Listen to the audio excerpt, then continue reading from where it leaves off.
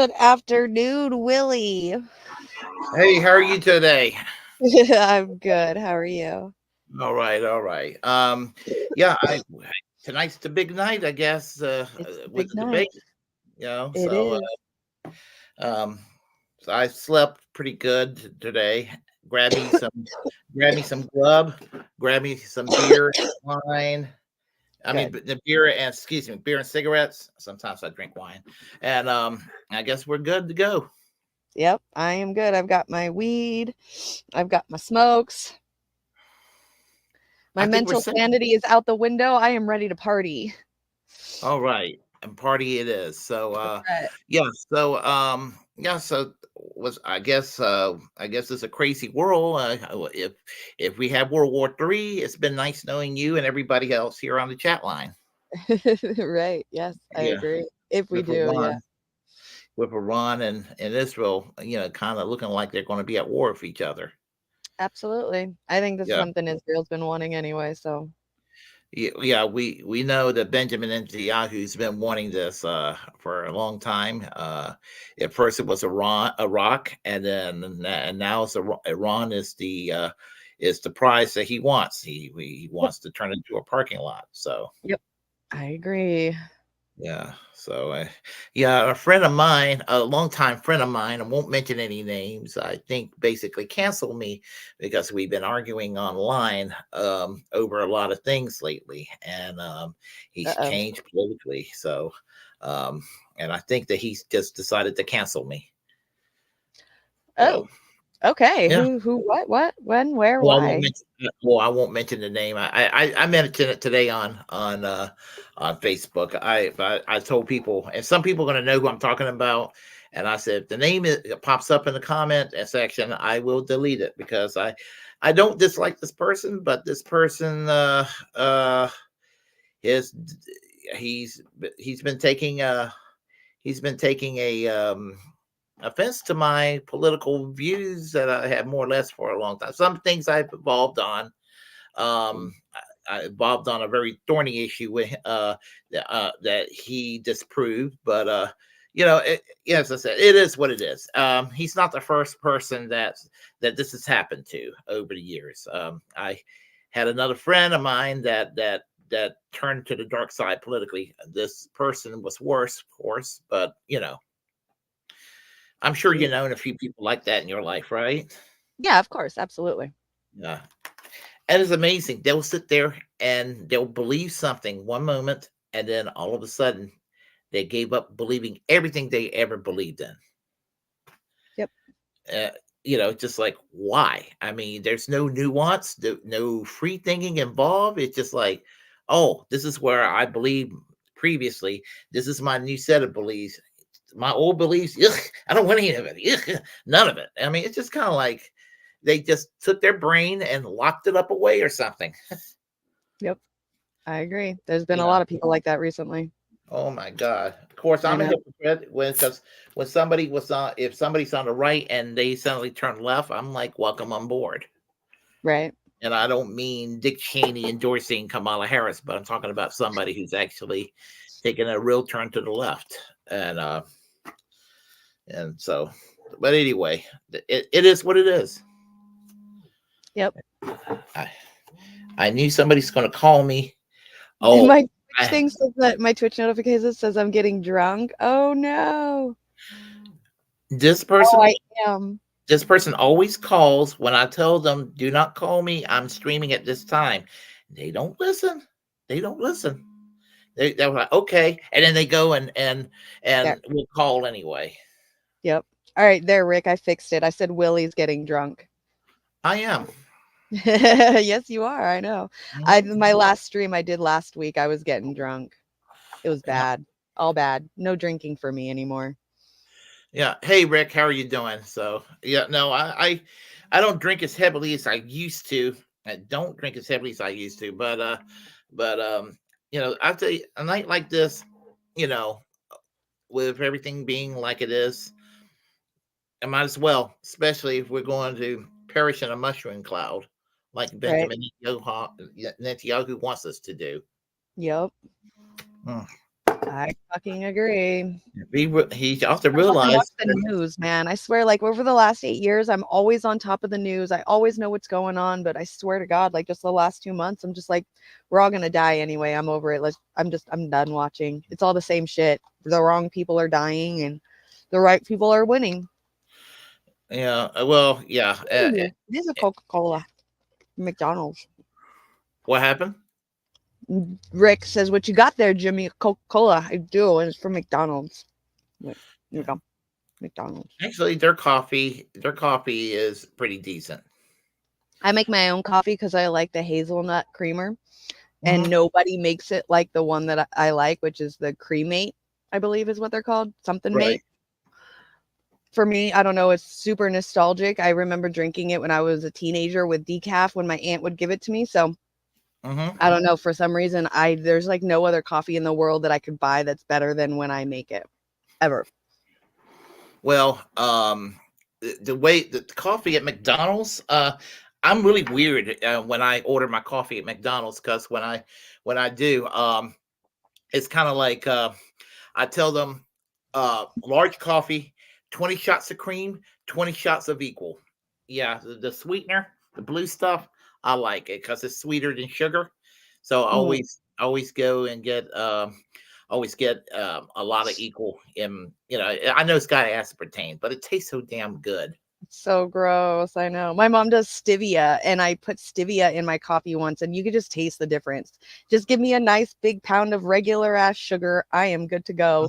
Mm. I barely even use sugar in my coffee anyway. Like I do maybe a quarter teaspoon, and then I just fill it with my creamer.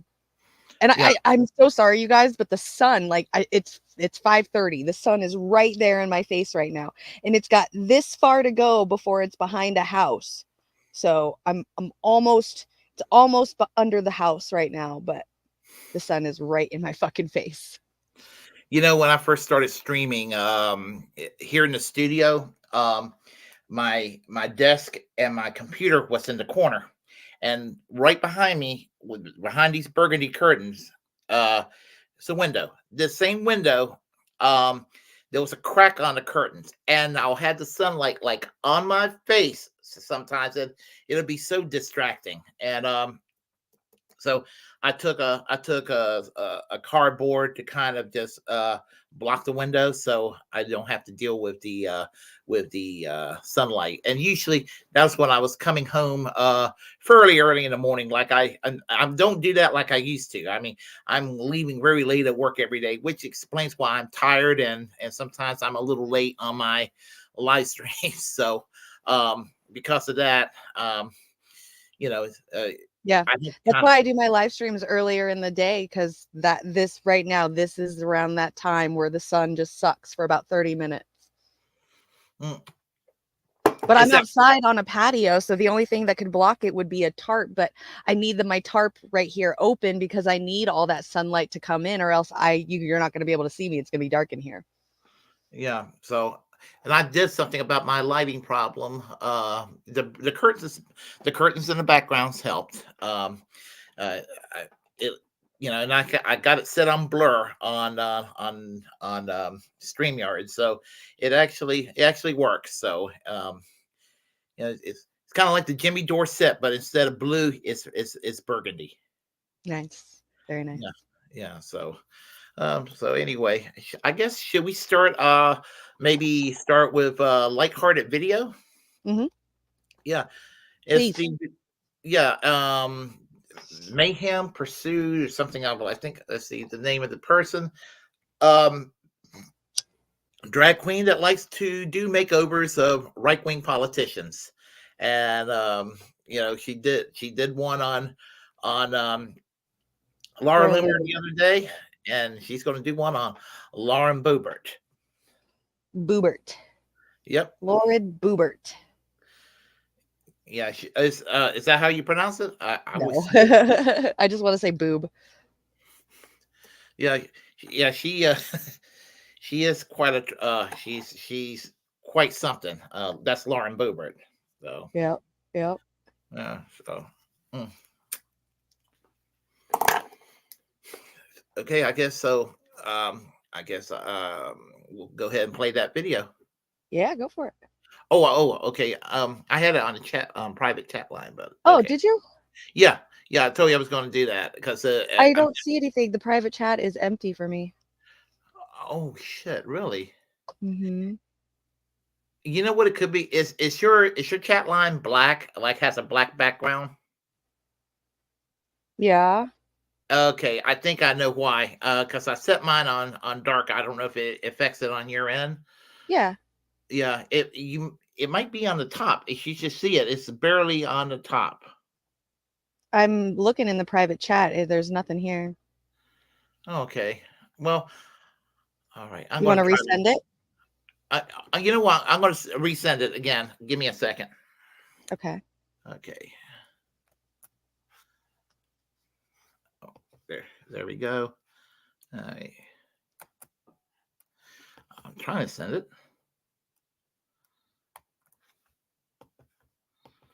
I'll tell you what. I'm going to go ahead and put. Oh, there it is. There we go. Okay.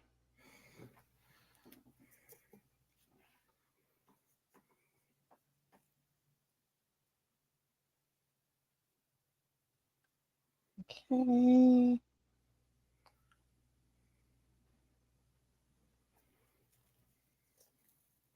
There we go. All right, ready. Her name 3 times and she'll appear. Get ready with me to recreate Lauren Boebert's makeup look. Welcome back to Queer Eye for the MAGA guy, gal, and non-binary pal, the show where I, a liberal, reach across the aisle in the name of bipartisanship to help conservatives recreate their favorite politicians' makeup looks. Lauren Boebert has done a lot in her gender-affirming care journey, going from this, it's her mugshot, to this. Orange lipstick is color corrector. Before I begin, I just want to say I really hate those videos that are like, this is classy, this is trashy. Do what makes you happy. But I was analyzing Lauren Boebert's makeup and why is it giving trashy? And then I realized the way Lauren does her makeup isn't unapologetically trashy like Dolly Parton or Pamela Anderson. And it's not bad makeup. There's something about Lauren Boebert's makeup that's very disingenuous. It feels almost like she's cosplaying her idea of what classy women should look like. Her foundation is very thick, so I'm going in with this stuff that is almost like craft paint. Teen mom, high school dropout turned alleged escort turned congresswoman Lauren Boebert is a prime example of why I'm very distrustful of women who self-identify as boy mom. Lauren Boebert is a boy mom of 4 boys. And she's raising them to be boys before the liberals turn them into girls. Take a pink beauty blender because she's a grandma.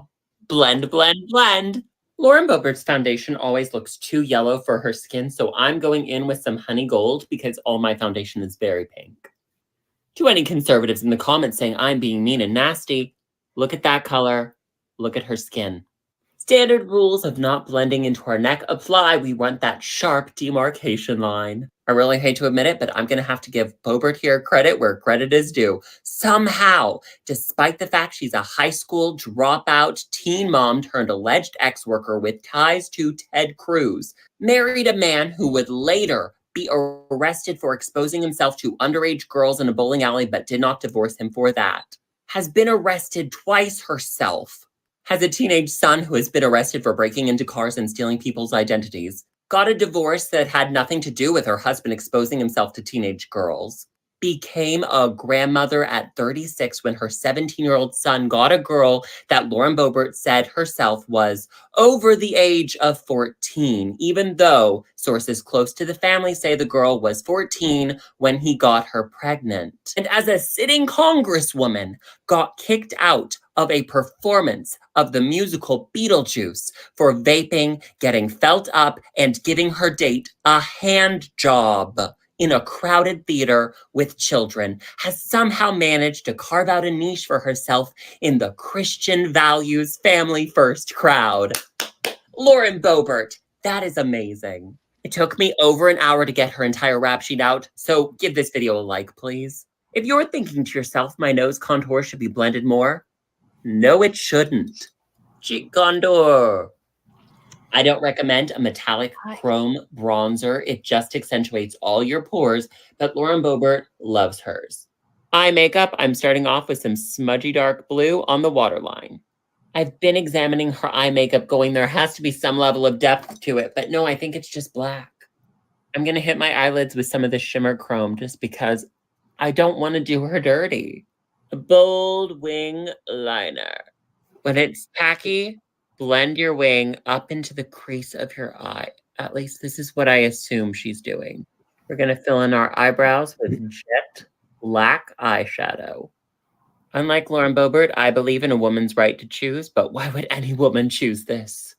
It's giving, I just got my GED and I'm a manager at my husband's restaurant where you're allowed to carry your guns inside. Boebert believes life begins at conception, so don't let these sperm brows get too near your vagina, ladies. Heavy orange blush. Don't be afraid to hit those heat miser temples because you're angry for America. At least she blends into her hairline. We want our eyelashes to be very spidery, so apply one very thick coat of mascara. Wait until it gets tacky, and then immediately apply your second really thick coat. That'll ensure no pesky length or separation. Lip time! Less is more. I'm using Kiss Me Coral by Revlon for my lipstick. I've always felt this lipstick did not look good with my skin coloring, and it still doesn't. But it's perfect. Highlighter! Hit under your brows, the tops of your cheeks, and on your forehead and nose, draw a T for Trump. And for whatever reason, a little white powder under the nose. Oh my God. Boebert juice. Boebert juice. Boebert juice. This is our final result. Lauren Boebert might not be good at bipartisanship, but she's sure good at reaching across the aisle. Let me know how you think I did in the comments, and be sure and tell me what other conservative politicians' makeup looks you would like to see me. Oh my gosh, that is great. Yeah, great channel. She's really funny. She does one of Donald Trump. She does one of Lindsey Graham. I mean, Marjorie Taylor Greene. I mean, she's Good. Yeah, and she's actually did one. I haven't seen it yet, but there's one on Kamala Harris she's done. So, Oh wow. yeah. Is there a mascara shortage on your planet? There absolutely is, because women like myself and Lauren Boebert, we put on one really thick layer of eyelash, and then you wait till it gets dry and tacky, and then you put on another really thick layer. That's exactly what I do. When he said that, I kind of felt triggered a little bit, because I'm like, yo, bro, I'm old. This is what we do. We don't have eyelashes anymore, so we got to thicken that shit up and put on a couple of layers so it looks like we got eyelashes again, or else we look like boys. That's great. Yeah, so yeah, as I said, she's having fun, and anybody who's going to get mad over that, I mean, I'm like, if you're a conservative, I mean, there's no reason to get mad over that. I mean, she just is harmless. I mean, what she's doing. I mean, she's not really attacking somebody, but making fun of. Well, of course, a lot of people will. They're looking for a reason to get offended anyway. So that's what you're dealing with in this country right now. Yeah. That was a good video, though. I really like that. I love how the youth comes out with just the craziest things to make us laugh about politicians that we would never even think about doing. I'm here for it. Yeah. Oh yes. And there are people out there that wants to outlaw political humor now. Yeah. Absolutely. Yeah. So, like, for example, in England, I mean, what they're doing right now with people Facebook posts and what have you. I mean, and it's not like you're not allowed to do it from this point on. They're taking posts from 5 or 6 years ago and says, you're in trouble for doing this 5 or 6 years ago. That's ridiculous, Right. Yeah. I mean, that's just taking things too far. Even though I don't think they should do it, they're going to do it, just say, okay, anything from this date on forward, but even I'm against that, but that's a little more understandable than taking something from 12 years ago and getting somebody in trouble over something somebody said 12 years ago. Right. Are you talking about that North Carolina guy? No, I'm talking about in England, they're cracking down on people who's attacked politicians online over the years. Oh, okay. Because there's that guy in North Carolina that's running for office as a Republican, and they just found like old Yeah. comments on a African porn site, something about him talking about how he's a black Nazi. Mark Which is Robertson. like, yeah, Mark- that guy. Yeah. And what a crazy What's your world. what's your opinion on that, of finding those so long ago? Like, I agree with you. I don't think that anybody should have something that, at least on their past, come back to bite them in the ass. But what about something like that? I I'm a free speech guy, and I don't like hate speech. But if the hate speech is not actually inflicting harm on somebody, then they have a right to their opinions. They just don't have a right to harm people. Right. That's Yep. where I'm like an old school ACLU free speech warrior type, and just for better or worse, that's what I am, because you got to, in my view, you have to defend the most offensive speech as possible, because you need a leg to stand on when they come trying to silence your speech or my speech or what have you. That's where I've always stood on free speech issues. And right now, I mean, the left gets attacked. I mean, with these, half the states in this country had the anti-Israel boycott act. I mean, and you had Governor Abbott in Texas having state employees get fired for not signing a loyalty oath to Israel. What the fuck is that about? Right. Yep.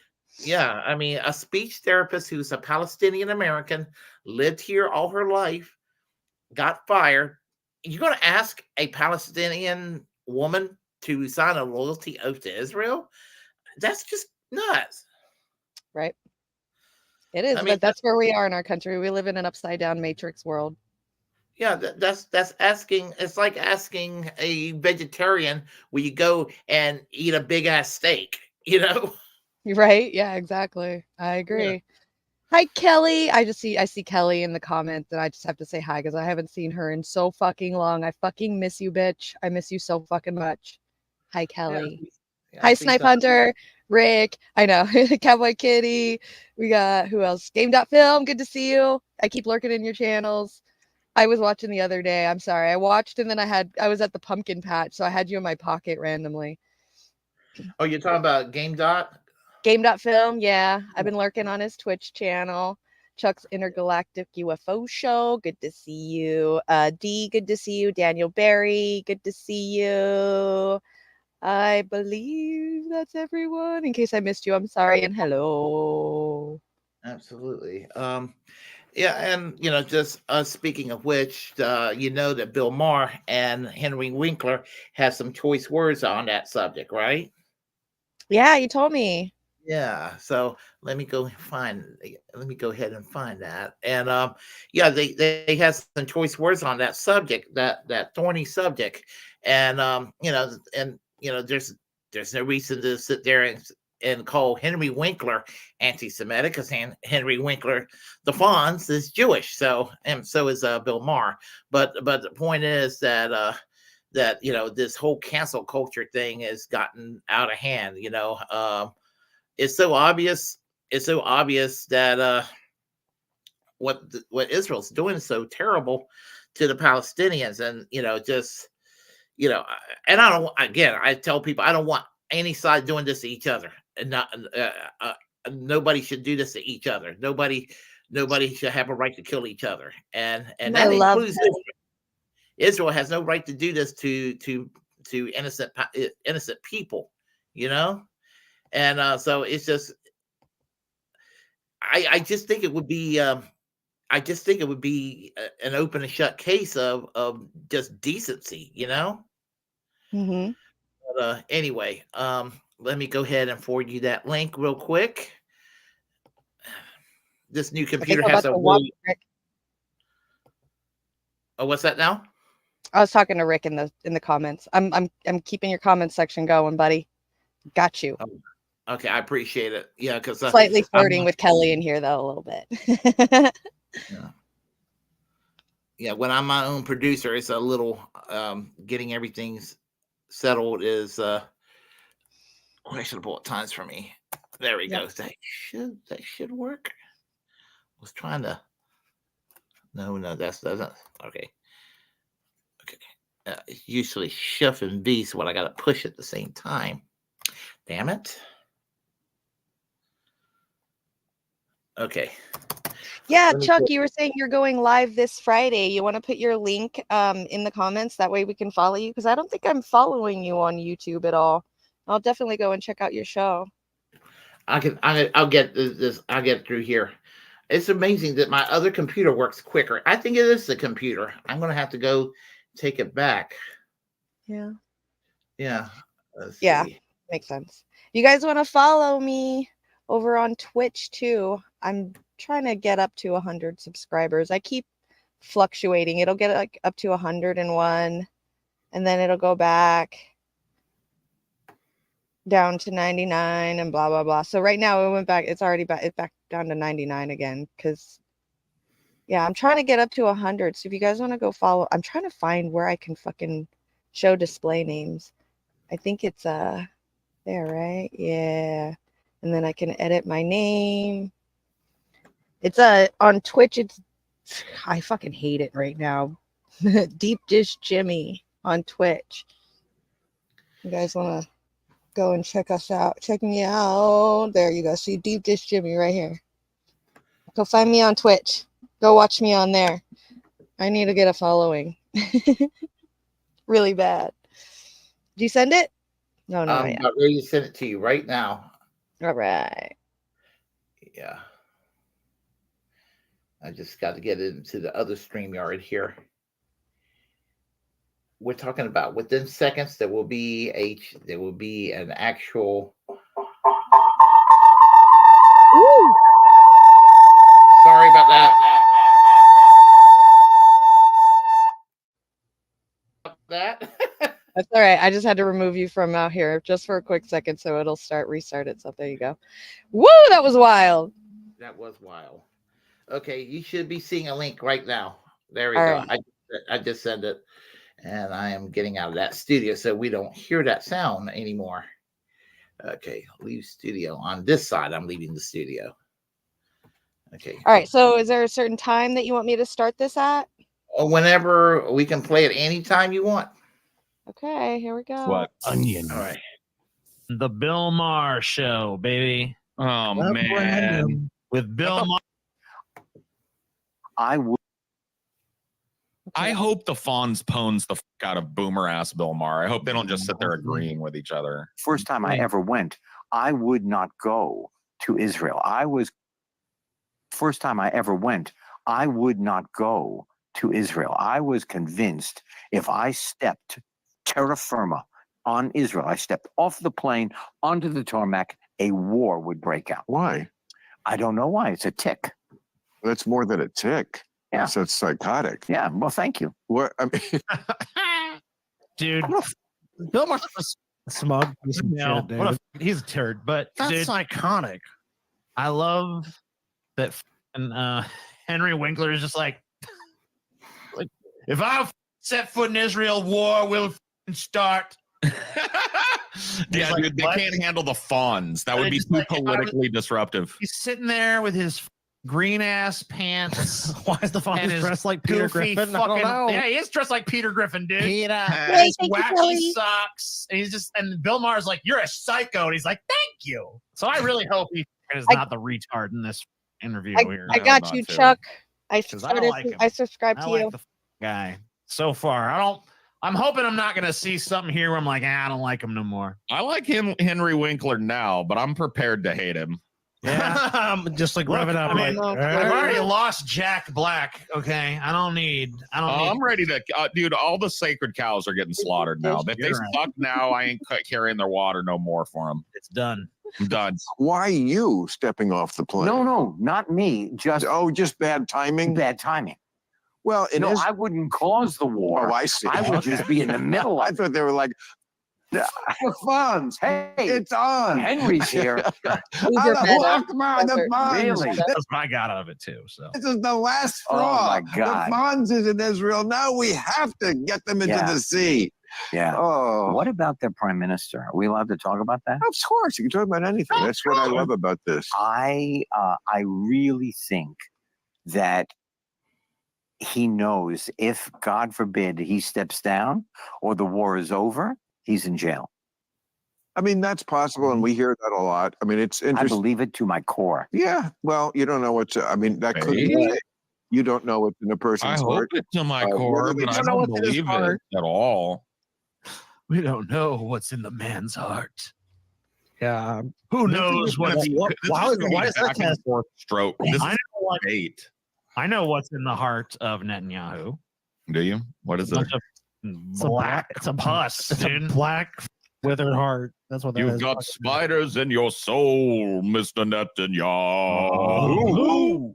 Neat thing. Your function is to subscribe and become a Pessimist Productions patron. Enjoy live streams of Onion Nuggets every week, new deep fat fried episodes every Saturday, and other shows such as Abandoned Hope, Ideology, You're Wrong, Fighting Boys, and more. Was that Click it? the link Meat thing. Oh, there's submit more. cash They and always will. do the AI of Or people not. to make fun You of. can still be supportive of the decisions he's making, which I am. Okay. It's very naive, I think, that this could go any other way. And any other country in the world would not be expected to act any differently. If you get attacked, you get to fight back. And the war doesn't end when you start fighting back, which they always want with Israel. You know, when somebody, You know what? A lot of what you're saying is true. However, all of it, I think that there are parents, there are families that are hurting because the hostages are not. yes, and it's the primary. job of a statesman and a leader and a prime minister to think long term and not just short term. Like if they don't eliminate Hamas, They're then not going to eliminate Hamas. Hamas is an idea, not a group of people. that's a bullshit thing. It's not bullshit. Well, let me tell you something. Well, That- you that's- know, Ideas are not powerful. Ideas don't. Bullshit. That's bullshit. You could totally eliminate different groups. I love how the same Bill Maher that would have argued with this logic when it came to the war in Iraq back in the early 2000s. What about religion, Bill? Because if you said to What Bill about that Maher, idea? Why is the idea of religion just been if you killed had away? said to Then? Bill Maher, like, you can't defeat Al Qaeda is a idea back in the Bill Maher clips just came out from when he was trying to do the I'm culture trying- war shit. So I'm trying to see what Bill Maher says, but I can't get a good sense of what Bill Maher is like being told off by the other guy because Bill he's Maher basically is taking interrupting. I'm sorry. Yeah, basically he's taking the Israel's correct and 100% of the time attitude, and that's basically his thing right there. And I mean, he's not necessarily coming from it the way that that a evangelical preacher would come from that angle, but he's still taking a wrongful position, fully realizing that Mossad actually funded and groomed Hamas in the 70s and 80s to undermine the political influence of the PLO, which at that time orbited around the Soviet Union, and that's what it was all about. The thing was to replace secular leftism with a fundamentalist ideology, and unfortunately, that's succeeded, and that ends up being a worse problem down the road for everybody. And I mean, we did the same thing in Afghanistan. We backed the rebels against the Soviets, and 9/11 happened as a result. Blowback happened with 9/11, and the Israelis funding Hamas created the blowback on October 7th. So they kind of brought it on themselves. Yep, I agree. Just like the U.S. Has brought it on themselves with a lot of wrongful decisions that they made. Mm-hmm. Yeah. So that's what it comes down to, and that's what they're sitting there talking about. Okay, and so what did the Fawn say that would like gave Bill Maher the smackdown, as they say? Well, he's basically saying that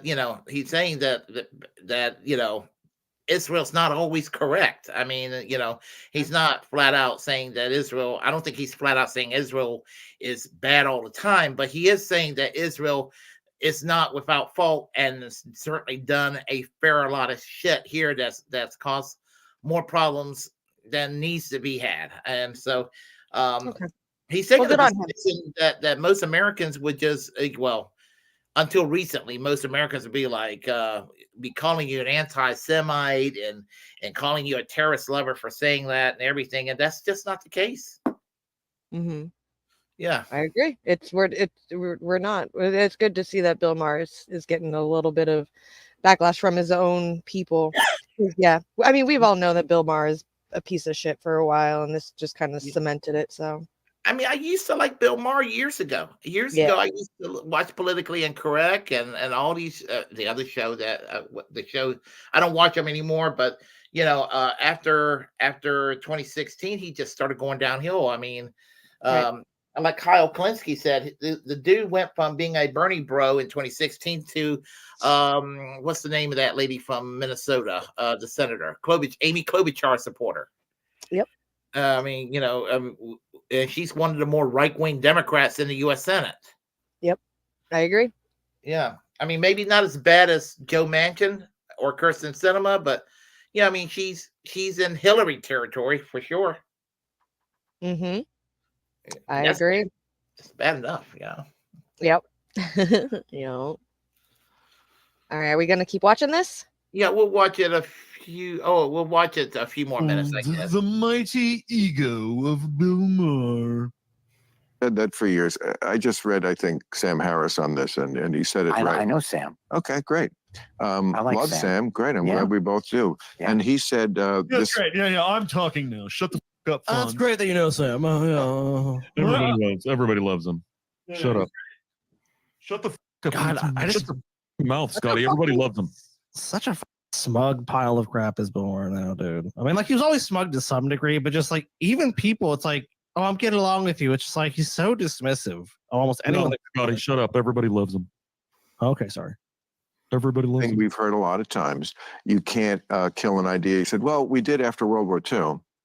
Until now. We did kill a lot of Japanese, and that was unfortunate. Right. But I mean, if Yeah, man, it sucks all those people had to die and well, those everything. people But, had to get nuked and stuff. I mean, tragedy. you know, it was really tragic. We killed all We those did people. kill a few Japanese, and I suppose that's unfortunate, you know? At the ultimate end of the day, we did the right thing. American exceptionalism.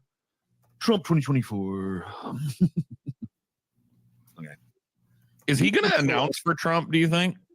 I don't I know. don't Do you smell a heel turn coming? Because he's been inching his way that way for a long I time. don't know. bro. Maybe Kamala will go far enough right for him before that happens. You know? Maybe she'll say something too woke and it'll trigger him and vote for Trump. God. Kamala Harris, after sucking Israel's dick for 9 hours straight, said that we shouldn't kill Palestinians. Fuck her. She obviously sides with Hamas. Remember, Bill's antidote last cycle was Amy Klobuchar. So I mean, We need Klobuchar. Oh my God, yeah, the Klobuchar. We Oh, need God, I like her. no woman. She's the greatest. I'm assuming He's turning into Trump as I do his voice there. I'm So. assuming he's probably going to support Harris. enough lunatics, and they were, Japan was led by lunatics, Right. you know, died of the last person and a Yeah. lot of suicide bombing and all that. Very similar to what we see with radical Muslims. Right. Suicide bombing, cult of martyrdom. Right. Okay. So Japan became our good friend. So let's not pretend that you can't actually get to the root of. If you kill enough of your enemies, they become your friends. Okay, Bill. I mean, I guess maybe that's true. After we massacred millions and then went into their country and took over for a while, eventually we brainwashed them into liking us okay. Right? Yeah. Mhm. It all worked out. Yeah, Japanese nationalism did end in World War II. Obviously, everyone knows that. Yes, and there's never been any sort of Someone nationalist should movement in introduce him Japan to since then. Shinzo Abe's. No, that's crazy talk. You're crazy. This. It is difficult. I'm not pretending. No, I but truly believe no, that in you will this not- particular case, you will not. you don't think that all those people that are now homeless and their families are destroyed, you don't think that they are now I think you have to make Hamas calculation. again? Of course, absolutely. That is going to happen. You are also So you recruiting. want to kill Okay, we're every human being? No. Is that what I said? No, but I think it is what you were leading to. No, it is certainly not what I'm leading to. What I'm saying If is, we kill enough of them, we're going to end Hamas. I didn't say that either. I think you did. No, I, And Then how what the the- fuck are you saying, bro? Yeah, then how, Bill? Dude, How does Henry that work? Winkler is pulling his ass. Yeah, dude. And dude, I feel bad for shitting on the Wink, dude. Winkler just hit him right in the stinkler with that one. Fonz delivers a cat. I mean, he's still a little bit too capitulatory to Israel. take from someone that I mean, Billmore's not going to really have anyone on a show that disagrees with them too much. Well, we'll see.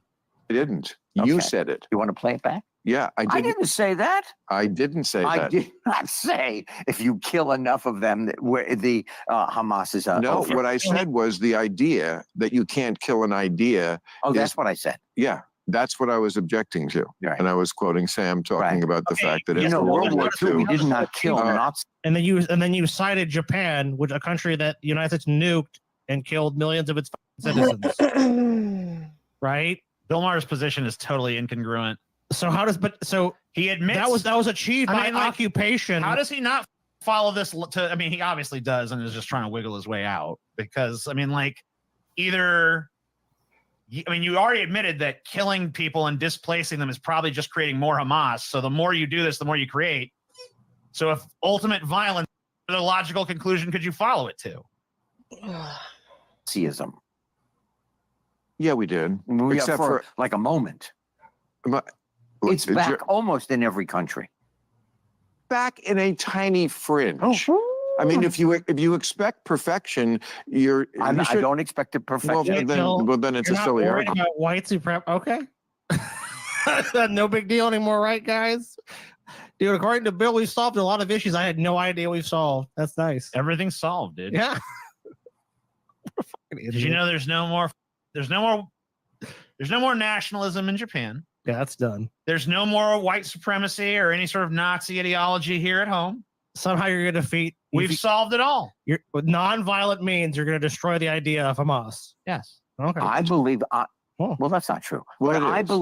I believe that we are going to experience another Kristallnacht, and could very well experience it here.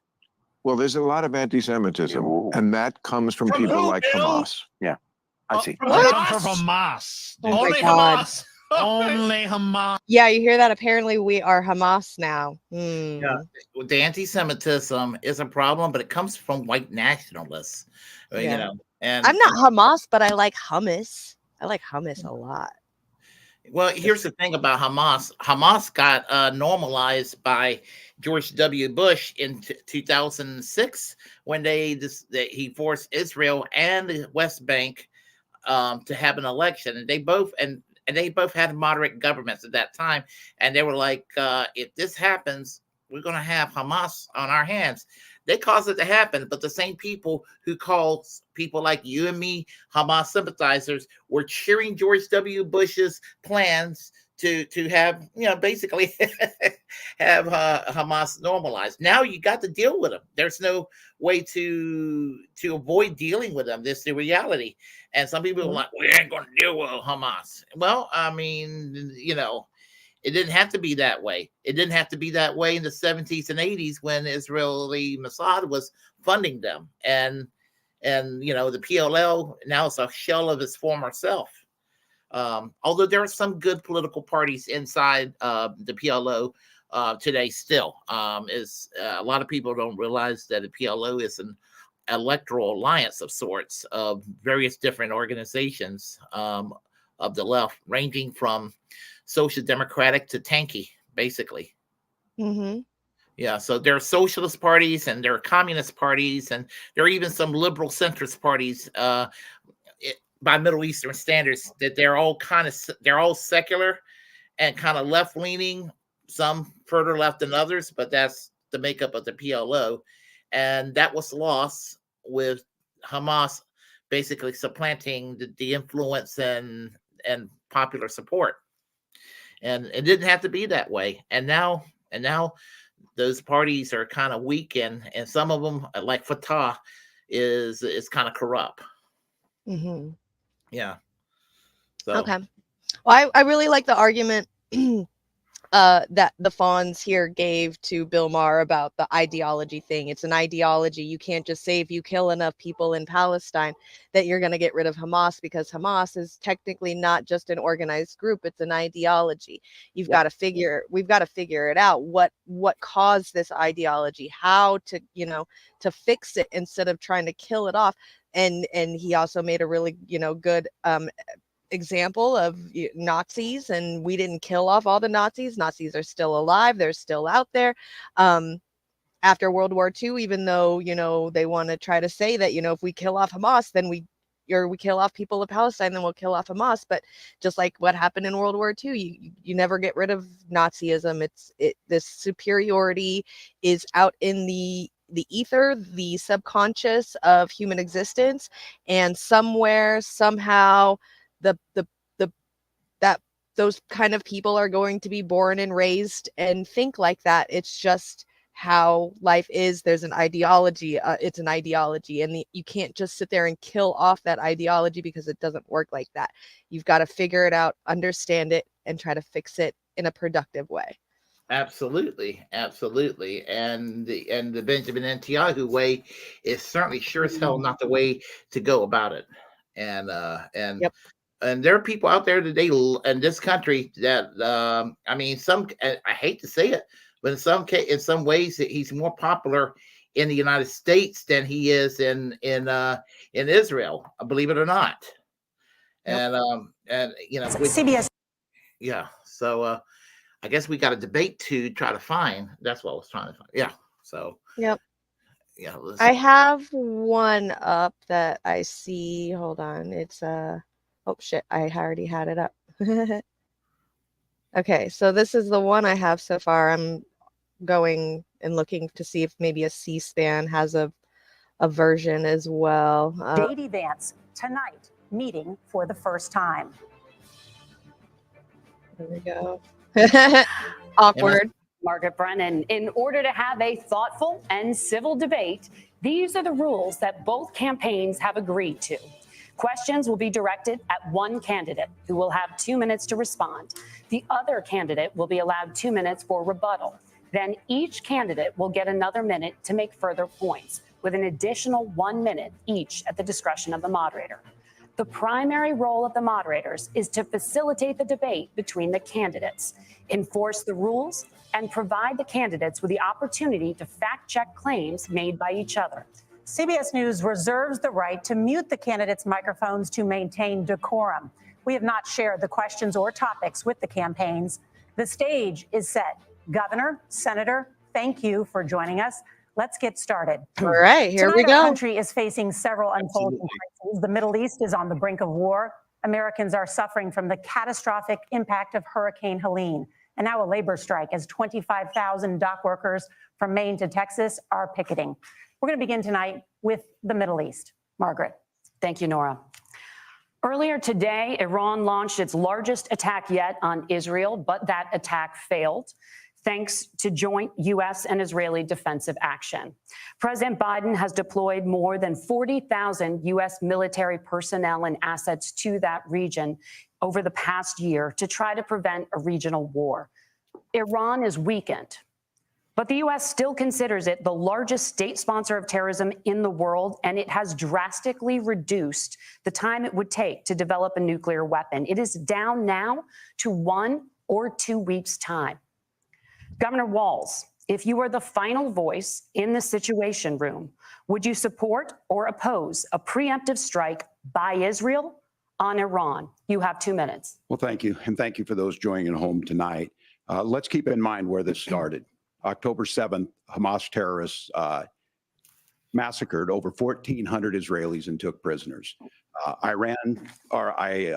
Israel's ability to be able to defend itself is absolutely fundamental. Getting its hostages back, fundamental, and ending the humanitarian crisis in Gaza. But the expansion of Israel and its proxies is an absolute fundamental necessity for the United States to have the steady leadership there. You saw it experienced today, where along with our Israeli partners and our coalition, able to stop the incoming attack. Save the piggy. But what's fundamental here is that steady leadership is going to matter. It's clear, and the world saw stage a few weeks ago, a nearly 10-year-old Trump talking about crowd sizes is not what we need in this moment. But it's not just that. It's those that were closest to Donald Trump that understand how dangerous he is when the world is this dangerous. His chief of staff, John Kelly, said that he was the most flawed human being he'd ever met. And both of his secretaries of defense and his national security advisors said he should be nowhere near the White House. Now, the person closest to them, Donald Trump, said he's unfit for the highest office. That was Senator Vance. What we've seen out of Vice President Harris is we've seen steady leadership. We've seen a calmness that is able to draw on the coalitions to bring them together, understanding that our allies matter. When our allies see Donald Trump turn towards Vladimir Putin, turn towards North Korea, when we start to see that type of fickleness around holding the coalitions together, we will stay committed. And as the vice president said today we will protect our forces and our allied forces, and there will be consequences. Governor, your time is up. Senator Vance, the same question. Would you support or oppose a preemptive strike by Israel on Iran? You have 2 minutes. So, Margaret, I want to answer the question. First of all, thanks, Governor. Thanks to CBS for hosting the debate. And thanks, most importantly, to the American people who are watching this evening and caring enough about this country to pay attention to this vice presidential debate. I want to answer the question, but I want to actually... Looks like he went light on the eyeliner today. A lot of Americans don't know who either one of us I are. heard he wears eyeliner. Oh, he sure he My has mother to. required food assistance for periods of her life. My grandmother required Social Security help to raise me. And she raised me in part because my own mother struggled with addiction for a big chunk of my early life. I went to college on the GI Bill after I enlisted in the Marine Corps and served in Iraq. And so I stand here asking to be your vice president with extraordinary gratitude for this country, for the American dream that made it possible for me to live my dreams. And most importantly, I know that a lot of you are worried about the chaos in the world and the feeling that the American dream is unattainable. I want to try to convince you tonight over the next 90 minutes that if we get better leadership in the White House, if we get Donald Trump in the White House, the American dream is going to be attainable once again. Now, to answer this particular question, we have to remember that as much as Governor Walz just accused Donald Trump of being an agent of chaos, Donald Trump actually delivered stability in the world, and he did it by establishing effective deterrence. People were afraid of stepping out of line. Iran, which launched this attack, has received over $100 billion in unfrozen assets thanks to the Kamala Harris administration. Along to Iran. They use it to buy weapons that they're now launching against our allies, and God forbid, potentially launching against the United States as well.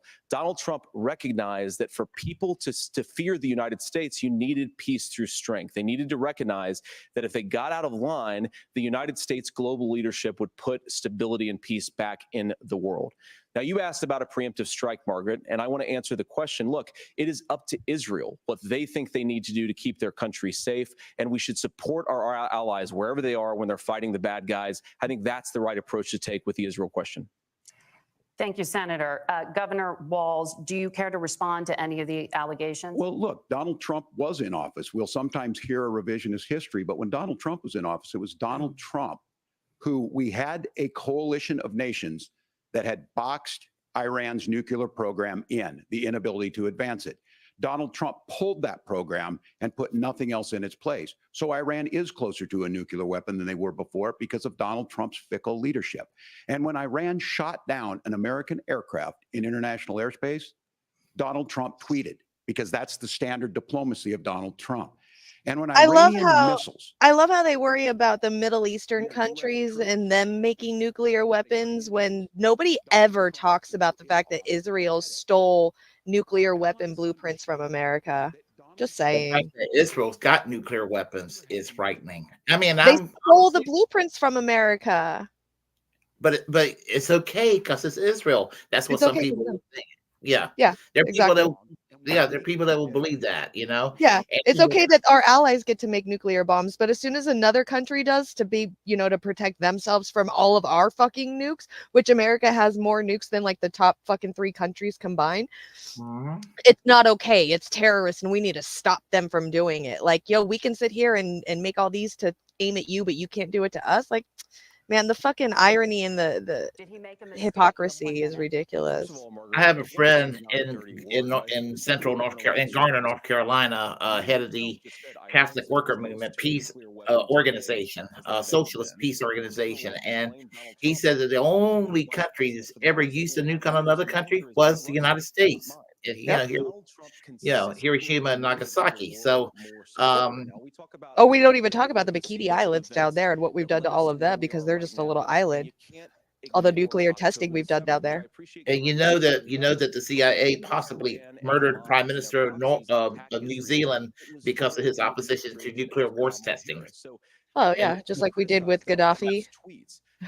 I mean, it was not quite Chile's 1973, but it was a little more subtle. He was poisoned. Yeah. We've done that. We've assassinated so many other leaders and we make them look like terrorists. Yeah. Just because, they don't want to do what I mean, look at what we did. We fucking chased down Fidel Castro. How many times has he escaped assassination? Turned this fucking country into a banana republic and shit. Like, come on. 600 attempted assassination attempts against Fidel Castro. Yeah. And there was about 800 against Nicolas Maduro, by the way. Yep. It's fucking sucks. It's like, yeah, I don't want to be canceled or anything, but it's just bullshit. Is like the people that are actually good intentions are the ones that get assassinated, and the bad guys always win and live. Like Hillary Clinton is responsible for Haiti Libya becoming a slave state now. Yep. She's the reason why we have so many fucking Haitians out here in America coming to America because of what we did to Haiti. Yeah, and it's been proven that those dogs and cats were not being eaten by Haitian refugees in this country. No, yeah, no. And I want to hear a fucking conservative tell me that they're scared about a couple of black people going out and hunting for animals when they're fucking hunters. Like, if you've got a hunting gear and a duck collar, don't sit there and tell me that it's fucking disgusting that you're seeing a dude walking around with a swan like in his hand, a dead swan. You kill ducks. Like, the shit, the hypocrisy is ridiculous. Yeah. I mean, like, for example, gun control in California took place because Governor Reagan was worried about the Black Panther Party. So apparently gun control is okay when it curbs Black people defending themselves, but they have a kid's gloves approach on white nationalists like Klansmen and neo-Nazis. They're like, well, if you're right to have guns going there, I mean, the hypocrisy. Yep, exactly. One of the things that I've noticed some of our Democratic friends talking a lot about is a concern about carbon emissions. This idea that carbon emissions drives all of the climate change. Well, let's just say that's true, just for the sake of argument, so we're not arguing about weird science. Let's just say that's true. Well, if you believe that, what would you want to do? The answer is that you'd want to reshore as much American manufacturing as possible, and you'd want to produce as much energy as possible in the United States of America because we're the cleanest economy in the entire world. What have Kamala Harris's policies actually led to? More energy production in China, more manufacturing overseas, more doing business in some of the dirtiest parts of the entire world. And when I say that, I mean the amount of carbon emissions they're doing per unit of economic output. So if we actually care about getting cleaner air and cleaner water, the best thing to do is to double down and invest in American workers and the American people. And unfortunately, there you go. There's another one. Exactly, like, tell me a conservative that hasn't eaten fucking roadkill. I've eaten roadkill and I'm an American. Look, first of all. Yeah, exactly. Cleanest, did you hear him? A dirty place. Like, come on, Vance. And my heart goes. You're saying shit out loud. Down there. They're not in they're contact not with the governors. I serve as co-chair of the Council of Governors. As we work together on these emergency managements, governors know no partisanship. They work together to solve the governors, and the emergency responders are on the ground. Those happen on the front end. The federal government comes in, makes sure they're there that we recover, but we're still in that phase where we need to make sure that they're staying there, staying focused. Now, look, coming back to the climate change issue, there's no doubt this thing roared onto the scene faster and stronger than anything we've seen. Senator Vance has said that there's a climate problem in the past. Donald Trump called it a hoax and then joked that these things would make more beachfront property to be able to invest in. What we've seen out of the Harris administration now, the Biden-Harris administration, is we've seen this investment. We've seen massive investments, the biggest in global history that we've seen in the Inflation Reduction Act has created jobs all across the country. 2000 in Jeffersonville, Ohio, taking the EV technology that we invented and making it here. 200,000 jobs across the country. The largest solar manufacturing plant in North America sits in Minnesota. But my farmers know climate change is real. They've seen 500-year droughts, 500-year floods back to back. But what they're doing is adapting, and this has allowed them to tell me, look, I harvest corn, I harvest soybean, and I harvest wind. We are producing more natural gas and more oil at any time than we ever have. We're also producing more clean energy. So the solution for us is to continue to move forward, that climate change is real. Reducing our impact is absolutely critical, but this is not a false choice. You can do that at the same time you're creating the jobs that we're seeing. No, that's my daughter right here, the comments that I posted up. You believe that? That's my beautiful daughter. I made that. Future, not just the current. And that's what absolutely makes sense. And then we start thinking about how do we mitigate these disasters? Thank you. Senator, I want to give you an opportunity to respond there. The governor mentioned that President Trump has called climate change a hoax. Do you agree? Well, look, what the president has said is that if the Democrats, in particular Kamala Harris and her leadership, if they really believe that climate change is serious, what they would be doing is more manufacturing and more energy production in the United States of America, and that's not what they're doing. So clearly, Kamala Harris herself doesn't believe her own rhetoric on this. If she did, she would actually agree with Donald Trump's energy policies. Now, something Governor Walz said I think is important to touch upon, because when we talk about clean energy, I think that's a slogan that often the Democrats will use here. I'm talking, of course, about the Democratic leadership. And the real issue is that if you're spending hundreds of millions or even billions of dollars of American taxpayer money on solar panels that are made in China, number one, you're going to make the economy dirtier. We should be making more of those solar panels here in the United States of America. Some of them are, Tim, but a lot of them are being made overseas in China, especially the components that go into those solar panels. So if you really want to make how is that Waltz's fault though? Us doing things and doing business overseas is part of this open capitalism that this conservative guy Vance actually loves. Like, yeah, a lot of the Trump Vance clothing and things you can get or made in China. So yeah, exactly. The hypocrisy. These are not liberal folks. These are not folks that are Green New Deal folks. These are farmers that have been drought one year, massive flooding the next year. They understand that it makes sense. Look, our number one export cannot be topsoil from erosion from these massive storms. We saw it in Minnesota this summer.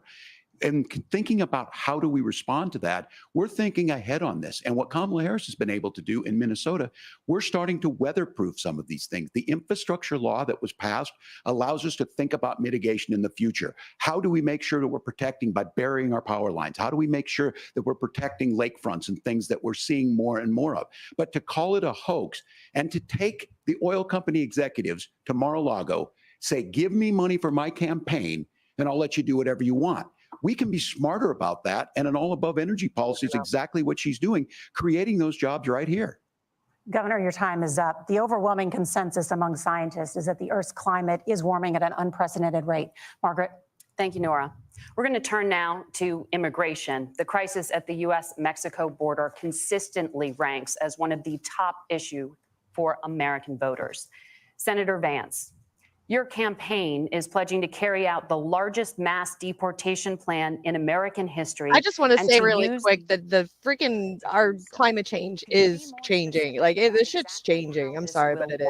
And I think it's irreversible at this point. It is illegally, and separate them from any of their children who were born on U.S. soil. You have 2 minutes. So first of all, Margaret, before we talk about deportations, we have to stop the bleeding. We have a historic immigration crisis because Kamala Harris started and said that she wanted to undo all of Donald Trump's border policies. 94 executive orders suspending deportations, decriminalizing illegal aliens, massively increasing the asylum fraud that exists in our system. That has opened the floodgates. And what it's meant is that a lot of fentanyl is coming into our country. I had a mother who struggled with opioid addiction and has gotten clean. I don't want people who are struggling with addiction. I don't understand why they say that when they say fentanyl is coming over the border into this country. Fentanyl is an actual medicine that's used in our U.S. public healthcare system. So I don't understand why when they when drugs become drugs, they say that it's coming from across the border when a lot of these addictive drugs actually come from our US healthcare system. They racialize the drugs. That's why. Yeah, absolutely. Like, you guys don't realize that fentanyl has been used in our medical system for years. You just all just automatically think just fentanyl just came out of nowhere and came from across the board. It's just so strange to me. Go home if they can't work for less than minimum wage in our own country. And by the way, that'll be really good for our work. Want to earn a fair wage for doing a good day's work.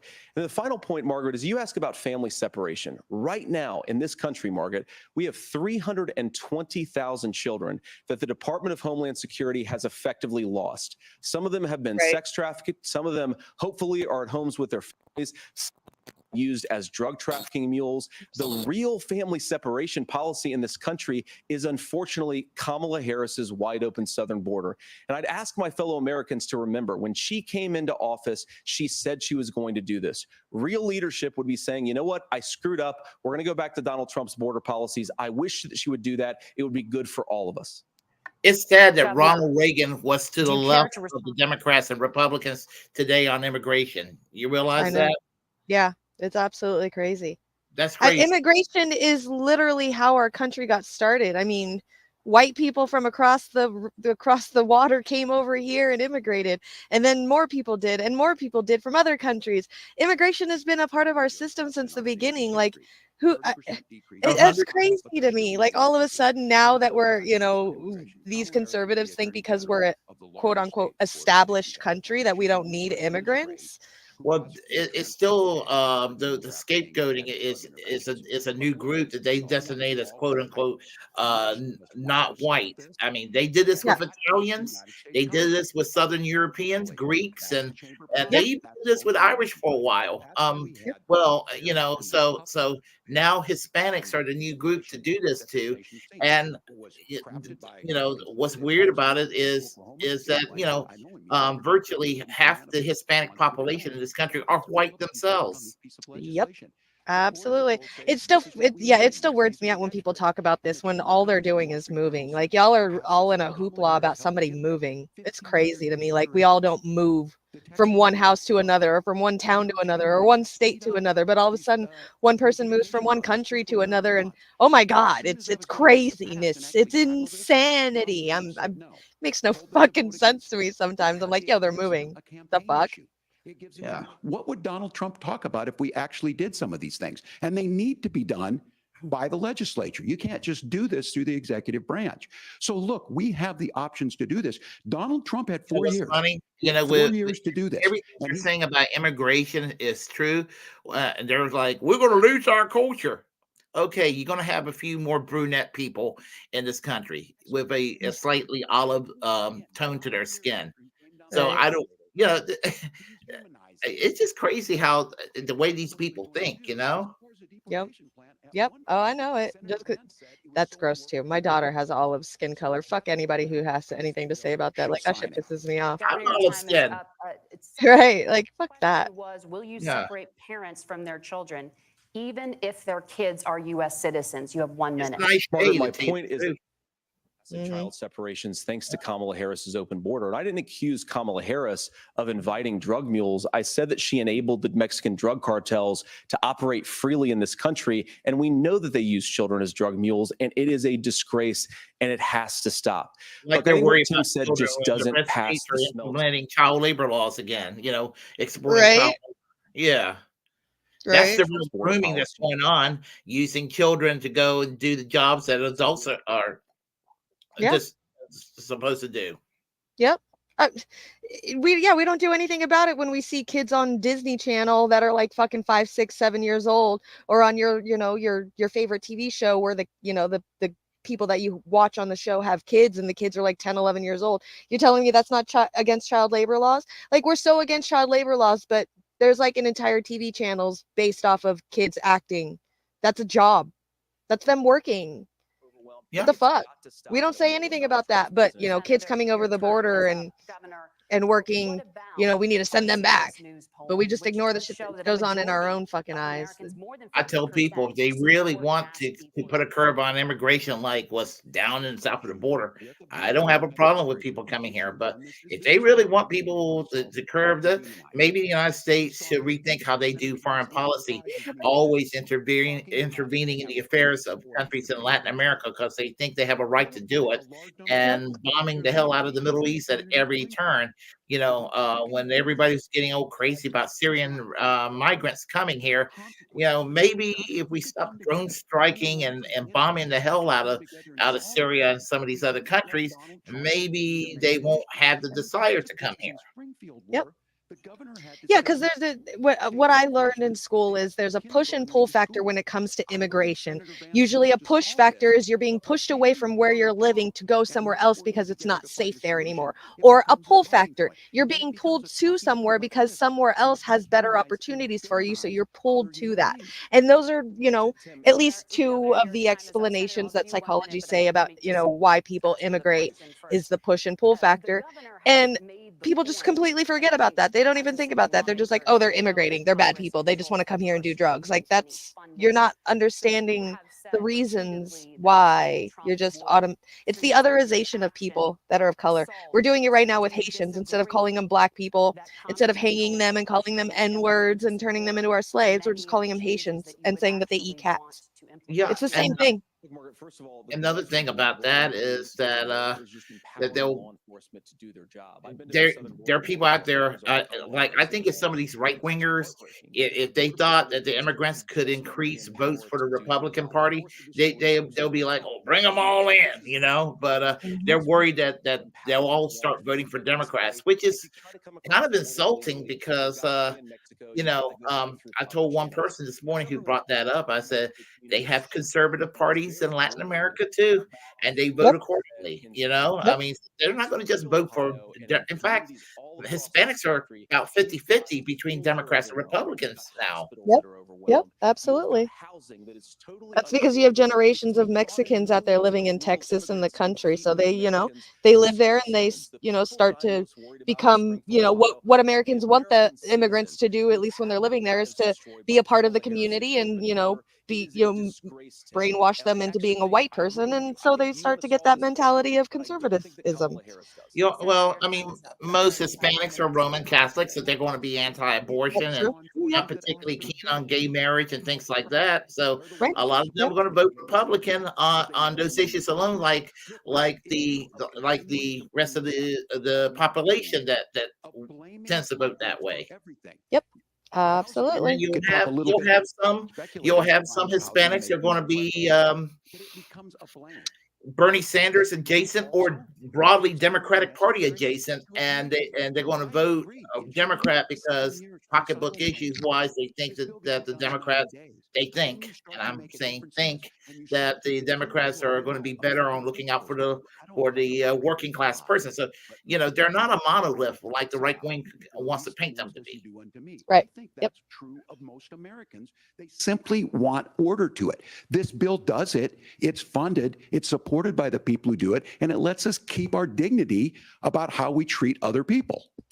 Thank you, Governor. And just to clarify for our viewers, Springfield, Ohio does have a large number of Haitian migrants who have legal status, temporary protected status. Well, Margaret, but thank you, Senator. We have so much to get to. Margaret, I think it's important because we're going to turn out of the economy. Thank Margaret, you. The rules were that you guys weren't going to fact check, and since you're fact checking me, I think it's important to say what's actually going on. So there's an application called the CBP One app, where you can go on as an illegal migrant, apply for asylum or apply for parole, and be granted legal status at the wave of a Kamala Harris open border wand. That is not a person coming in, applying for a green card and waiting for 10 years. That is the facilitation of illegal immigration, Margaret, by our own Senator, for leadership. describing the legal process. We have so much to get to, Senator. Those laws have been on the books since 1990. Thank you, gentlemen. The we CBP want to have One app has not been on the books since 1990. It's something that Kamala Harris created, Margaret. Gentlemen, the audience can't hear you because your mics are we cut. can hear them. We have Shut so up. much we want to get to. Thank you for explaining the legal process. Nora. Let 'em Thank you, fight. Margaret. The economy is a Agree. top Let 'em concern for voters. Each of your campaigns has released an economic plan. So let's talk about the I literally specifics. want to see them Governor fight. Walz, Vice President For Harris real. unveiled a plan that includes billions in tax credits for manufacturing, housing, and a renewed child tax credit. The Wharton School says your proposals will increase the nation's deficit by $1.2 trillion.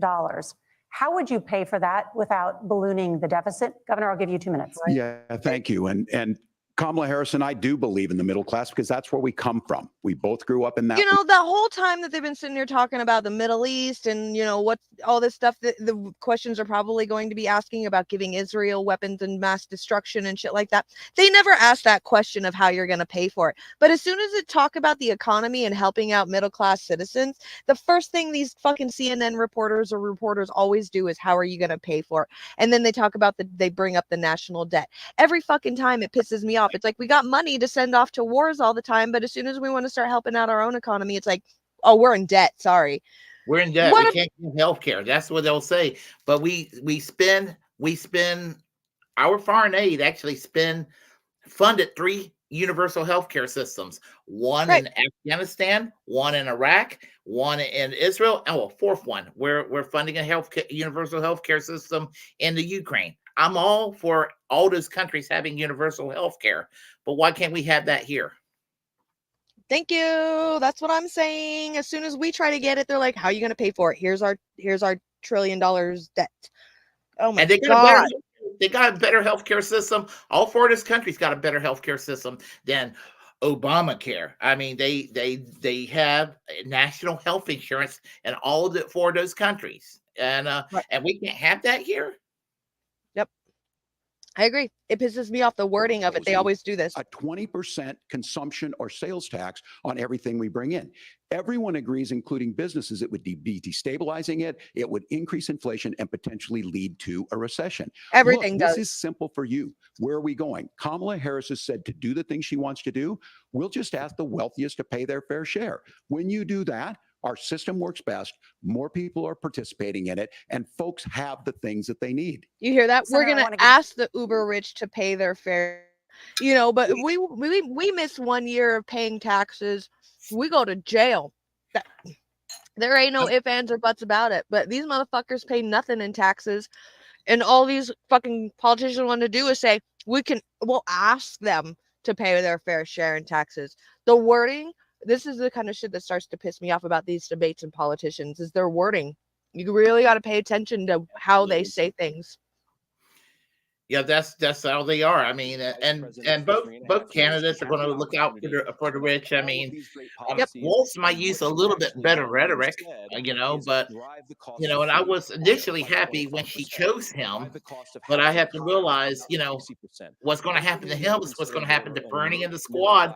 He's going to sell out. For a large number of Americans. If Kamala Harris has such great plans I agree. for how to address middle Now, I class still problems, know that and she best ought to do governor them in the now. country. I mean, I told a friend of mine that I told you about that's possibly, I think he blocked me, and he lives in California. He hates I'll say this much, he hates Gavin Newsom, and you know, there's reasons to hate Gavin Newsom, but some of the reasons he hates Gavin Newsom, it's actually reasons that I like the guy.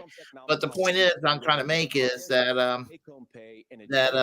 I told him if I had to have a governor of any state before he was the VP candidate even considered, I said Tim Walz was the one governor I liked because he was you know, doing things that I think other state governors should be doing, but are not. But again, you know, he could be the Bernie Sanders of Minnesota, but he's going to be just another politician once he's vice president. If he's elected, he and Kamala are elected in November. I'm buzzed already.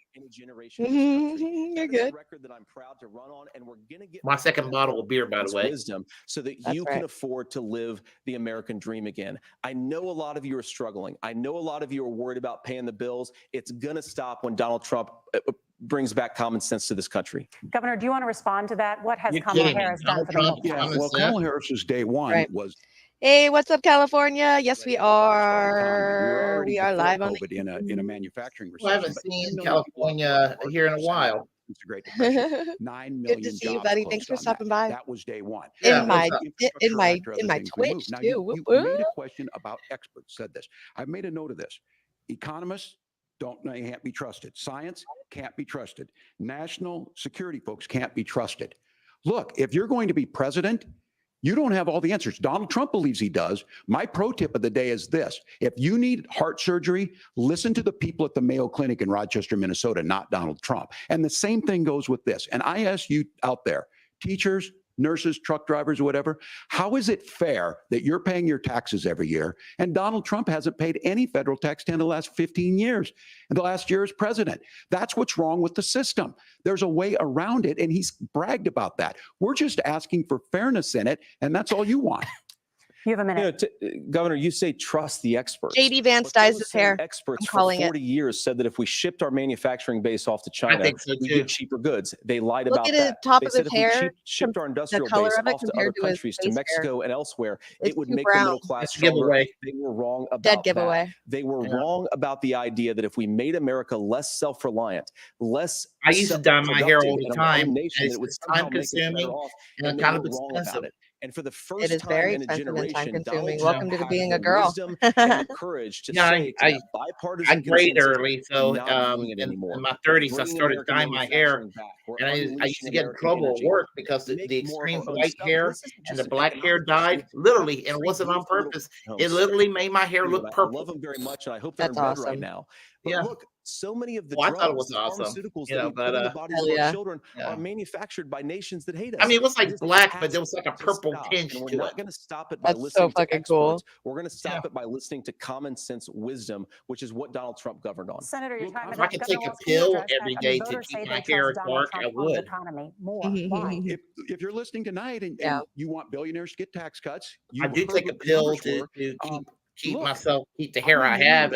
On this, I'm not a guy who wanted to ship things overseas, Yep. but I understand that. Look, I we admit produce it. soybeans and corn. We Yep. need to have fair trading partners. right. That's something that we believe in. I think the thing that most concerns me on this is Donald Trump was the guy who created the largest trade deficit in American history with China. So the rhetoric is good. Much of what the senator said right there, I'm in agreement with him on this. I watched it happen too. I watched it to my communities, and we talked about that. But we had people undercutting the right to collectively bargain. We had right to work states made it more difficult. We had companies that were willing to ship it over, and we saw people profit. Folks that are venture capital in some cases, putting money into companies that were overseas.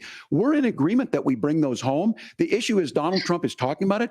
Kamala Harris has a record, 250,000 more manufacturing jobs just out of the IRA. May I respond to that? Yes. Actually, So I appreciate that. So if you notice, what Governor Walz just did is he said, first of all, Donald Trump has to uses listen the to the Defense experts. Production Act And of then when he acknowledged that the 1950 experts to screwed up, he said, well, nationalize pharmacy and to just to take the profit away.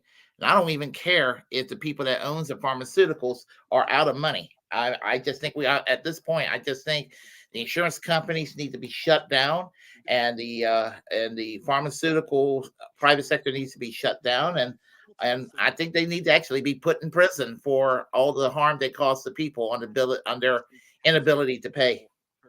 Yep. So I'm a tanky when it comes to the healthcare system. I say I just take it away from them and put those motherfuckers in jail. Yep. I agree.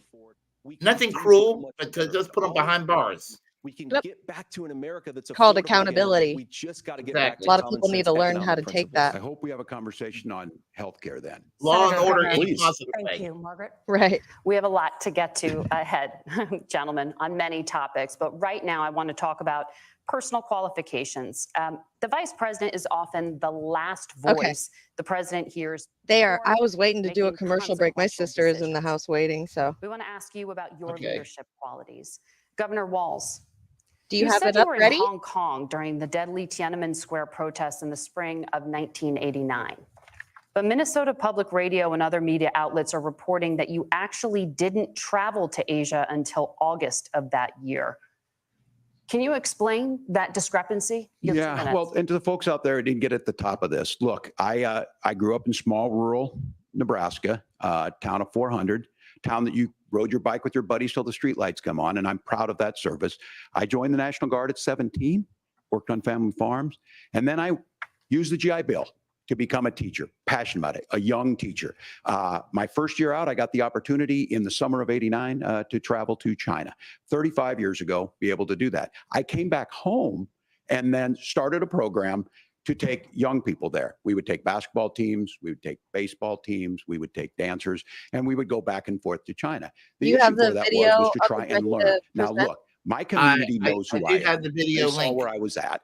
They, on private chat. I will be the first to tell you, I have poured my heart into my community. I've tried to do the best I can, but I've not been perfect. And I'm a knucklehead at times, but it's always been about that. Those same people elected me to Congress for 12 years. And in Congress, I was one of the most bipartisan people, working on things like farm bills that we got done, working on veterans benefits. And then the people of Minnesota were able to elect me to governor twice. So look, my commitment has been from the beginning to make sure that I'm there for the people, to make sure that I get this right. I will say more than anything, many times I will talk a lot. I will get caught up in the rhetoric, but being there, the impact it made, the difference it made in my life, I learned a lot about China. I hear the critiques of this. I would make the case that Donald Trump should have come on one of those trips with us. I guarantee you he wouldn't be praising Xi Jinping about COVID. And I guarantee you he wouldn't start a trade war that he ends up losing. So this is about trying to understand the world. It's about trying to do the best you can for your community. And then it's putting yourself out there and letting your folks understand what it is. My commitment, whether it be through teaching, which I was good at, or whether it was being a good soldier or was being a good member of Congress, those are the things that I think are the values that people care about. Governor, just to follow up on that, the question was, can you explain the discrepancy? All I said on this is I got there that summer and misspoke on this. So I will just, that's what I've said. So I was in Hong Kong and China during the democracy protests went in. And from that, I learned a lot of what needed to be in governance. Thank you, Governor. Senator Vance, in 2016, you called your running mate Donald Trump unfit for the nation's highest office, and you said he could be America's Hitler. I agree. I know you've said, you've been asked many times, and you've said you regret those comments and explained you then voted for Donald Trump in 2020. But the Washington Post reported new messages last week in which you also disparaged Trump's economic record while he was president, writing to someone in 2020, quote, Trump thoroughly failed to deliver his economic populism. You're now his running mate, and you've shifted many of your policy stances to align with his. If you become vice president, why should Americans trust that you will give Donald Trump the advice he needs to hear and not just the advice he wants to hear? You have 2 minutes. Well, first of all, Margaret, because I've always been open. And sometimes, of course, I've disagreed with the president, but I've also been extremely open about the fact that I was wrong about Donald Trump. I was wrong, first of all, because I believed some of the media stories that turned out to be dishonest fabrications of his record. But most importantly, Donald Trump delivered for the American people. Rising wages, rising take-home pay, an economy that worked for normal Americans, a secure southern border, a lot of things, frankly, that I didn't think he'd be able to deliver on. And yeah, when you screw up, when you misspeak, when you get something wrong and you change your mind, you ought to be honest with the American people about it. It's one of the reasons, Margaret, why I've done so many interviews is because I think it's important to actually explain to the American people where I come down on the issues and what changed. Now, you pointed out the messages from 2020. Margaret, I've been extremely consistent that I think there were a lot of things that we could have done better in the Trump administration the first round if Congress was doing its job. I strongly believe, and I've been a United States Senator, that Congress is not just a high-class debating society. It's not just a forum for senators and congressmen to whine about problems. It's a forum to govern. So there were a lot of things on the border, on tariffs, for example, where I think that we could have done so much more if the Republican Congress and the Democrats in Congress had been a little bit better about how they govern the country. They were so obsessed with impeaching Donald Trump, they couldn't actually govern. And I want to talk about this tariff issue in particular, Margaret, because to just accuse this of being a national sales tax. Look, the one thing And you're probably surprised to hear me praising Joe Biden, but the one thing that Joe Biden did is he continued some of the Trump tariffs that protected American manufacturing jobs. And it's the one issue, the most pro-worker part of the Biden administration, it's the one issue where Kamala Harris has run away from Joe Biden's record. Think about this. If you're trying to employ slave laborers in China at $3 a day, you're going to do that and undercut the wages of American workers unless our country stands up for itself and says, you're not accessing our markets unless you're paying middle-class Americans a fair wage. Senator, your time is up. Nora? Thank you. Now to the issue of reproductive rights. Governor Walz, after Roe versus Wade was overturned, you signed a bill into law that made Minnesota one of the least restrictive states in the nation when it comes to abortion. Former President Trump said in the last debate that you believe abortion, quote, in the 9th month is absolutely fine. Nobody yes or believes no? that. Is that what you support? I'll give you 2 minutes. That's not what the bill says, but look, this issue is what's on everyone's mind. Donald Trump put this all into motion.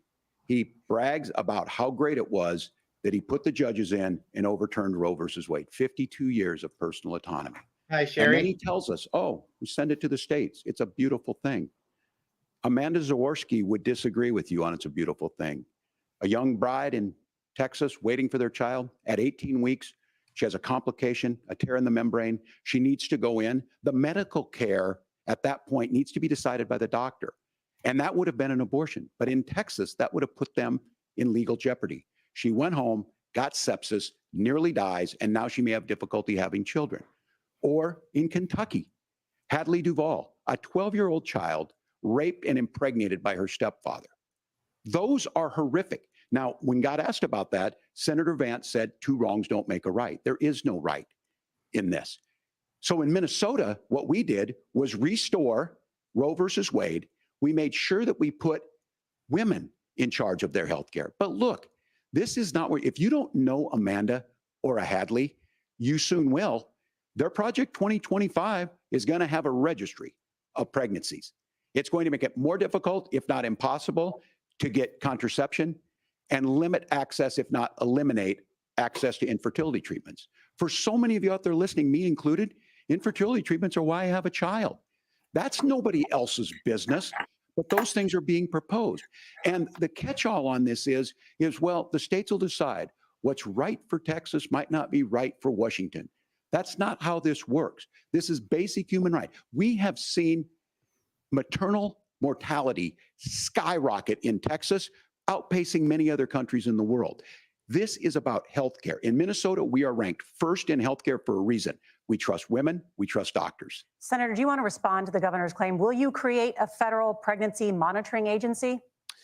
No, Nora, certainly we won't. And I want to talk about this issue because I know a lot of Americans care about it, and I know a lot of Americans don't agree with everything that I've ever said on this topic. And, you know, I grew up in a working class family in a neighborhood where I knew a lot of young women who had unplanned pregnancies and decided to terminate those pregnancies because they feel like they didn't have any other options. And, you know, one of them is actually very dear to me. And I know she's watching tonight, and I love you. And she told me something a couple years ago that she felt like if she hadn't had that abortion, that it would have destroyed her life because she was in an abusive relationship. And I think that what I take from that as a Republican who proudly wants to protect innocent life in this country, who proudly wants to protect the vulnerable, is that my party, we've got to do so much better of a job at earning the American people's trust back on this issue where they frankly just don't trust us. And I think that's one of the things that Donald Trump and I are endeavoring to do. I want us as a Republican Party to be pro-family in the fullest sense of the word. I want us to support fertility treatments. I want us to make it easier for moms to afford to have babies. I want it to make it easier for young families to afford a home so they can afford a place to raise that family. And I think there's so much that we can do on the public policy front just to give women more options. Now, of course, Donald Trump has been very clear that on the abortion policy specifically, that we have a big country and it's diverse. And California has a different viewpoint on this than Georgia. Georgia has a different viewpoint from Arizona. And the proper way to handle this, as messy as democracy sometimes is to let voters make these decisions. Let the individual states make their abortion policy. And I think that's what makes the most sense in a The very best thing to big, do a is very to diverse, and let's allow be the honest, women sometimes to a very, be very messy in and charge of divided their own country. destiny Governor, would you like to in all respond and 50 also answer states, the and question not about have restrictions? government Yeah, well, kind of the question monitor you and had asked when Donald micromanage Trump what a woman, made the accusation that how wasn't true she about handles Minnesota. her Well, let me reproductive tell you about this idea activities. that there's diverse states. Mm-hmm. There's a young woman named Amber Thurman. She happened to be in Georgia, a restrictive state. Because of that, she had to travel a long distance to North Carolina to try and get her care. Amber Thurman died in that journey back and forth. The fact of the matter is, how can we as a nation say that your life and your rights, as basic as the right to control your own body, is determined on geography? There's a very real chance, had Amber Thurman lived in Minnesota, she would be alive today. That's why the restoration of Roe versus Wade. When you listen to Vice President Harris talk about this subject and you hear me talk about it, you hear us talking exactly the same. Donald Trump is trying to figure out how to get the political right of this. I agree with a lot of what Senator Vance said about what's happening. His running mate, though, does not, and that's the problem. Governor, your time is up. Senator, let me ask you about that. He mentioned, it was, I think, referring to a national ban. In the past, you have supported a federal ban on abortion after 15 weeks. In fact, you said if someone can't support legislation like that, quote, you are making the United States the most barbaric pro-abortion regime anywhere in the entire world. My question It's is more barbaric than change that position. when you have the capital Laura, punishment. first that of you all, I never deny supported a care. national People, ban. I right. did during when I was running for Senate in 2022 talk about setting some minimum national standard. For example, we have a partial birth abortion ban in place in this country at the federal level. I don't think anybody's trying to get rid of that, or at least I hope not. All Though right. I know that Democrats have I taken. can't let my sister wait any longer. Not a problem. I can take it from here. So Got it? All right, here, let you me got it. remove mine. You want to put yours up? That way I can make sure you got it. Yeah, hold on a second. I will do that. Give me a moment, and it'll happen. All right. Hey, y'all. Thanks for coming out, joining the stream for me. I am going to get myself out of here. My sister's gonna come and pick me up. I got some things I gotta get out and head out and do. But thank you guys for coming in to support me as well as Willy, and thanks for coming to the stream. I hope you have a lot of fun here for the rest of this thing. You guys keep Willy entertained for me, please. Babysit Willy. He's drunk and needs a babysitter. So all of you are in charge now. And thanks everyone. Shameless plug. Thanks for everybody for hanging out with me on my Twitch channel. Deep Ditch Jimi. Thank you for hanging out in there. If you don't have a Twitch yet, please just get a Twitch just to come and follow me and hang out and watch me. I play some video games and I do these things with Willy, the political stuff every week. So Snipe, don't leave. Willy's still going. I'm just leaving. I've got to go with my sister. You could still stay here and hang out and watch the debate. My ugly ass has to get out of here. I've got to go. Jimmy, we'll be talking. I'll drink a toast to you. Okay. Thank you. I appreciate you. You're amazing. All right. All right, you guys. safe. I love you all and have a good night. All right. Bye. Okay, we'll continue the debate, and give me a moment, and we will do just that. So let me get everything set up. All right. Hold on a second, guys. All right, we're gonna get everything set up. All right, we're gonna watch it from here, and I'm drunk, so y'all just be patient with me. Obligation to provide life-saving care to a baby who survives a botched late-term abortion. That is, I think, that's not pro-choice or pro-abortion. That is fundamentally barbaric, and that's why I use that word, Nora, is because some of what we've seen. Do you want to force Catholic hospitals to perform abortions against their will? Because Kamala Harris has supported suing Catholic nuns to violate their freedom of conscience. We can be a big and diverse country where we respect people's freedom of conscience and make the country more pro-baby and pro-family. But please. Yes, Governor, please respond. Look, this is one where there's always something that this is a very simple proposition. These are women's decisions to make about their healthcare decisions, and the physicians who know best when they need to do this. Trying to distort the way a law is written to try and make a point. That's not it at all. Was I wrong?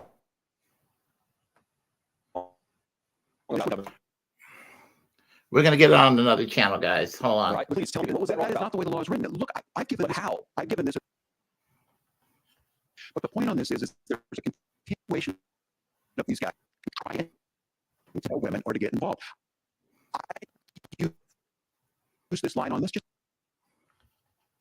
when Roe versus Wade was in place. When we do a restoration of Roe, that works best. That doesn't preclude us from increasing funding for children. It doesn't increase us from making sure that once that child's born, like in Minnesota, they get meals, they get early childhood education, they get health care.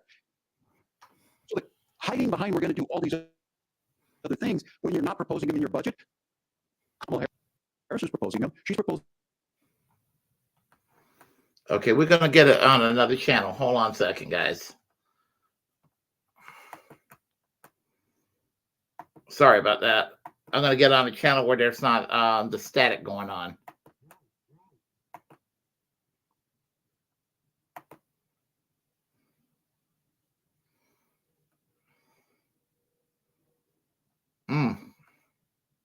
So we'll be right back. So it looks like there's a break going on.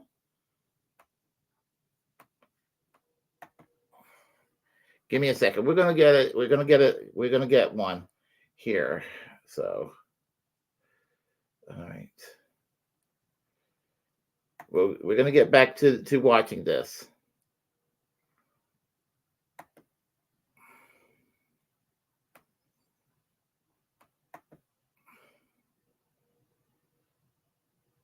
Okay, give me a moment here.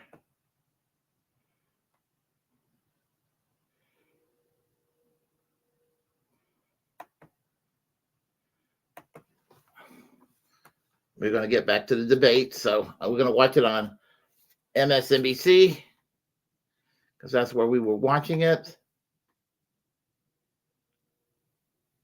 We'll be right back, it says here. So I'm guessing there's a break that's being taken right now. So we'll wait. And so I'll talk to each and every one of you here on the chat line while that's going on. And I'm going to check another channel, actually. Hold on. Let me check another channel. I don't know if that's a commercial break or what. Let me try CBS.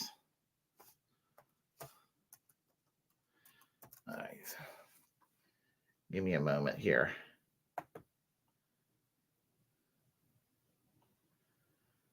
Looks like, let's see.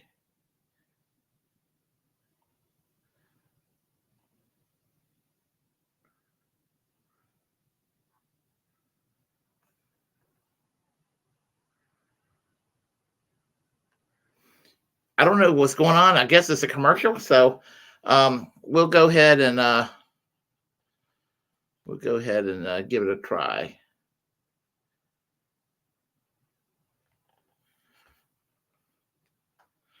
We'll wait to see that commercial is done and over with. So what's up, guys? How are y'all doing tonight? I'm kind of drunk right now, so that's what's going on. And see, Jimi is away for the evening, so we'll just go ahead and take it from there.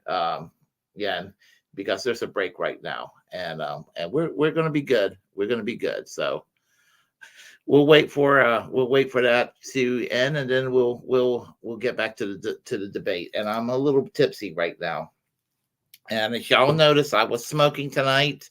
When I drink, I tend to smoke. I used to be a smoker all the time, so I quit in 2011. But if you see me with a cigarette in my hands, because I have some alcohol in me, that's my rule. So there's that. But we'll wait for these commercials, and we'll go back to MSNBC. This is what we're going to do. That's what we're going to do. I tell you what. If anybody wants to sit here and co-host with me, type in 1, and I will try to get in touch with you and give you the StreamYard link. So if you want to go ahead and do that, type 1 if you want to co-host, and I'll give you the StreamYard link. Would that be okay with any of you? It might, if you haven't done a podcast yet, it might be your opportunity to do it. So do that now or forever hold the peace.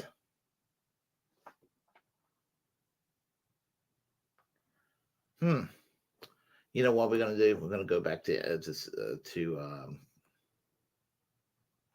another channel. We'll go back to MSNBC. Do we have anybody? Okay. Oh, yes. I guess everybody's a little shy. That's okay. That's fine. We'll get started. We'll get started in a little bit. So there's that. We'll get back to MSNBC. I'm not a good producer, by the way. Oh, it looks like it's back on. So we'll do that.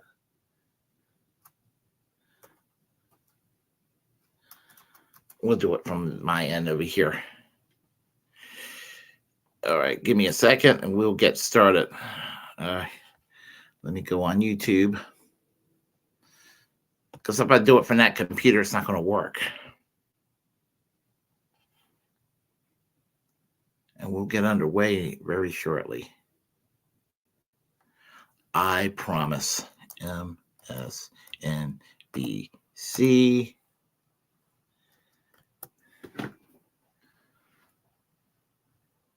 We're going to get underway. There we go. And what I have to do here is this.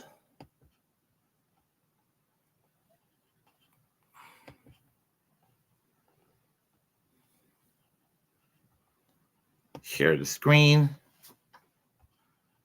Add to the stage.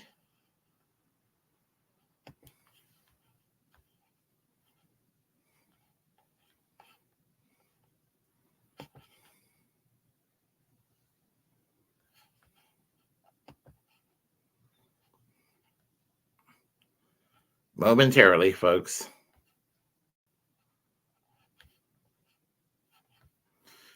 This happened to me last night. Do this again.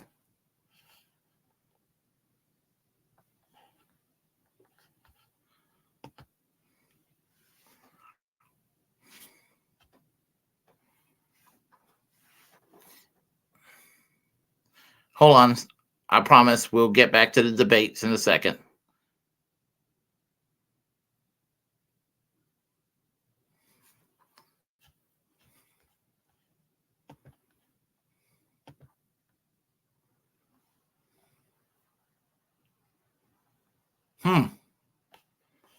Okay.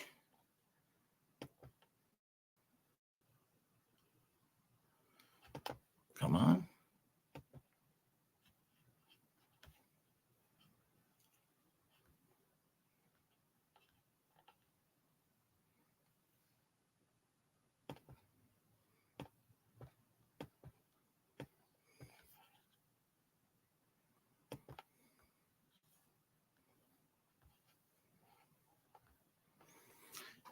All this shit just happens to me all the time. Okay, we're going to try it. Let's try it on C-SPAN.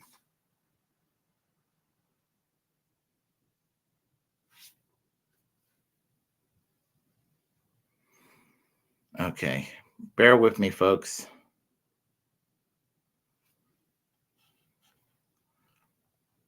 I'm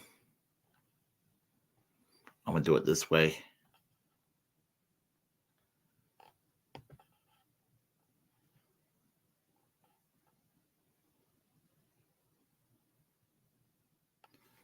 Okay. We will be watching a debate again very shortly. I promise. Or my name is not Willy Bragg.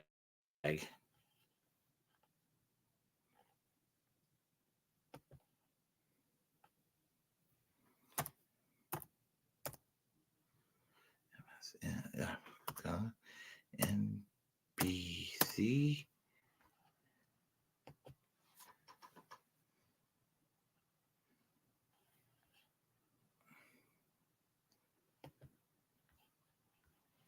Okay.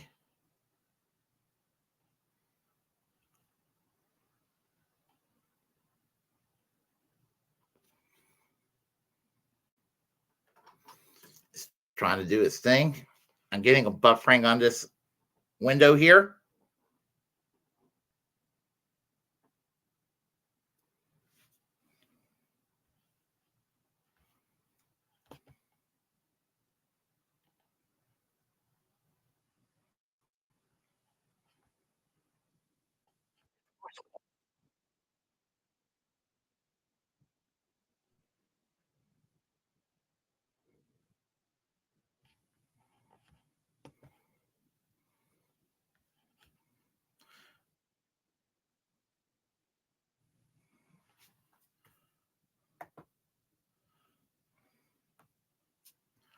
Come on.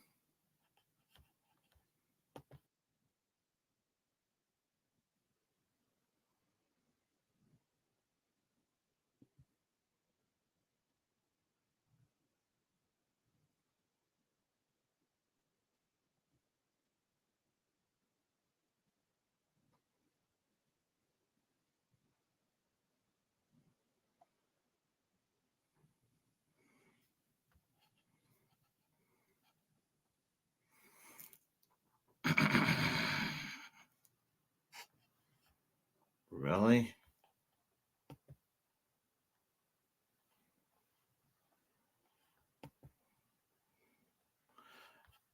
I can't believe this. I can't believe this. It disappeared on me. Hold on. God damn it.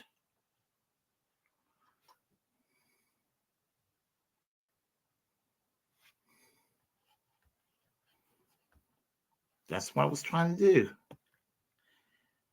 It was doing that. Just doing that. It makes me mad. It was doing that. We had video.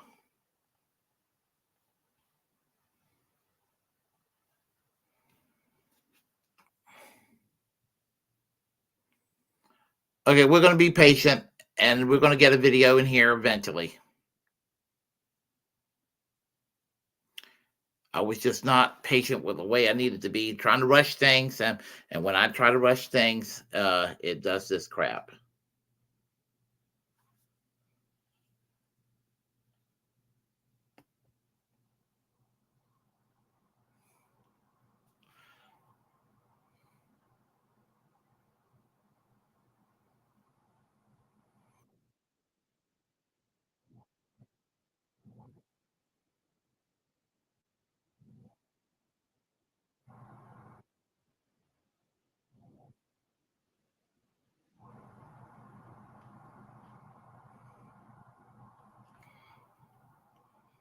We'll start again. Sorry.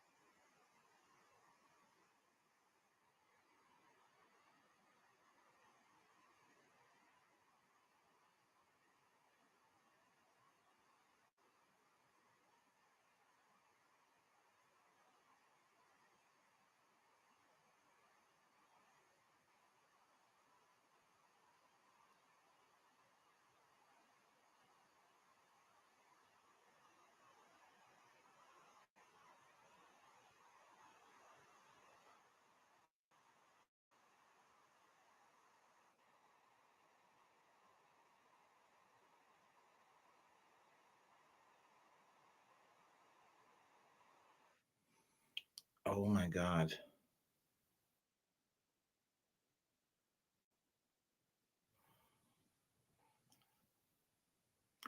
Oh no, not again.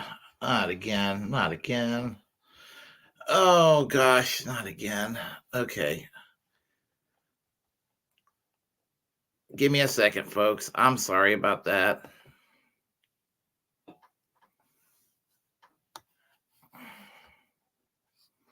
This will get taken care of. It'll take a second again, but it'll get taken care of.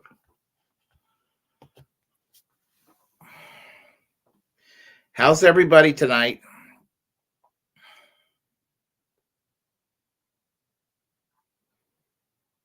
Come on now.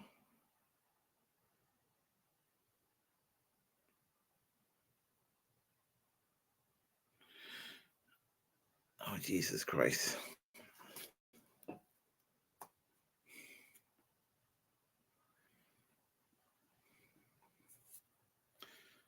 Okay, come on, come on.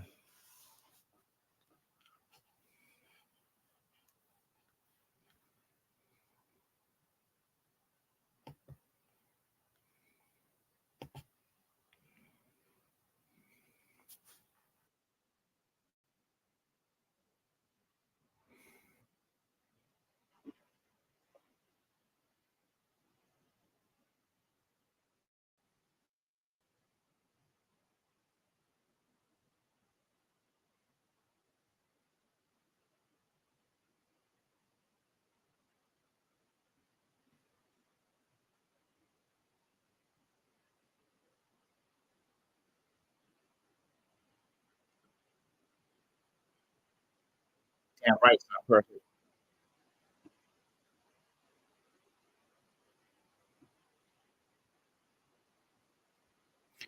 I don't trust anybody that talks about access to health care.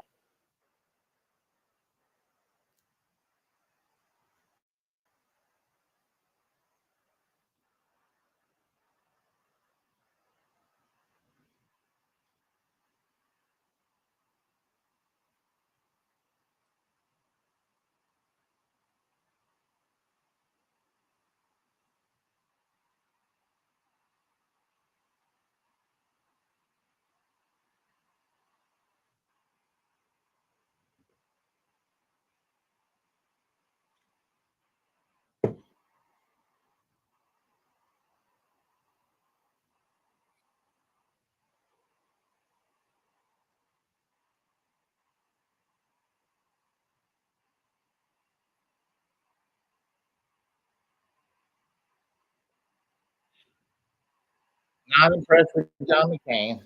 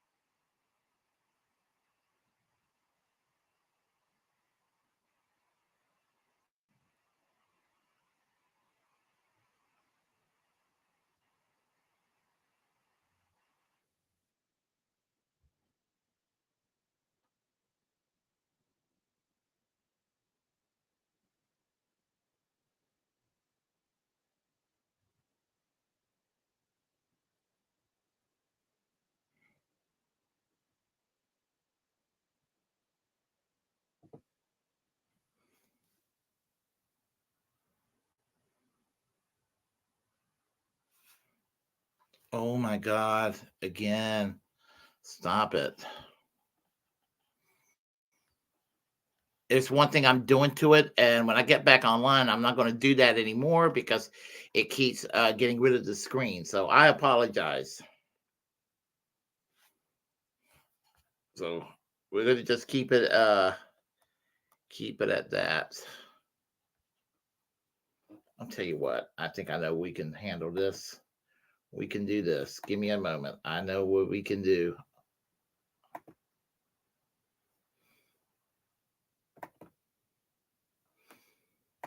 We'll do it this way.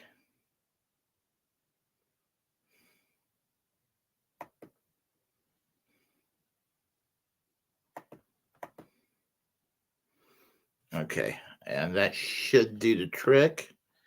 Okay, we should see something happening. Concept of a plan. It cracked me up as a fourth grade teacher because my kids would have never given me that. But what Senator Vance just explained might be worse than a concept, because what he explained is pre-Obamacare. And I'll make this as simple as possible because I have done this for a long time. What they're saying is, if you're healthy, why should you be paying more?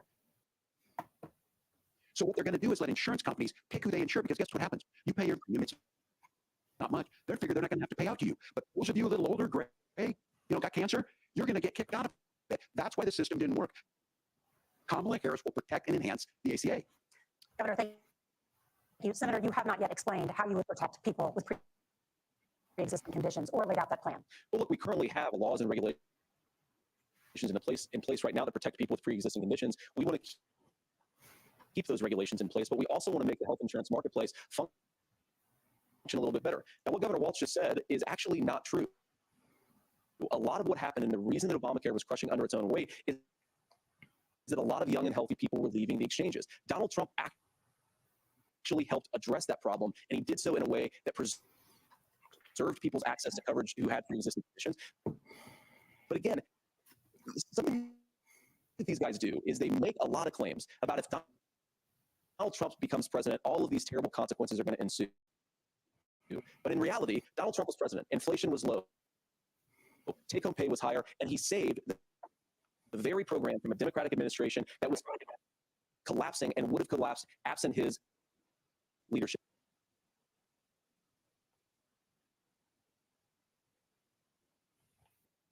He did his job, which is govern in a bipartisan way and get results, not just complain about problems, but actually solve them. Governor, did enrollment under the Affordable Care Act go up? No.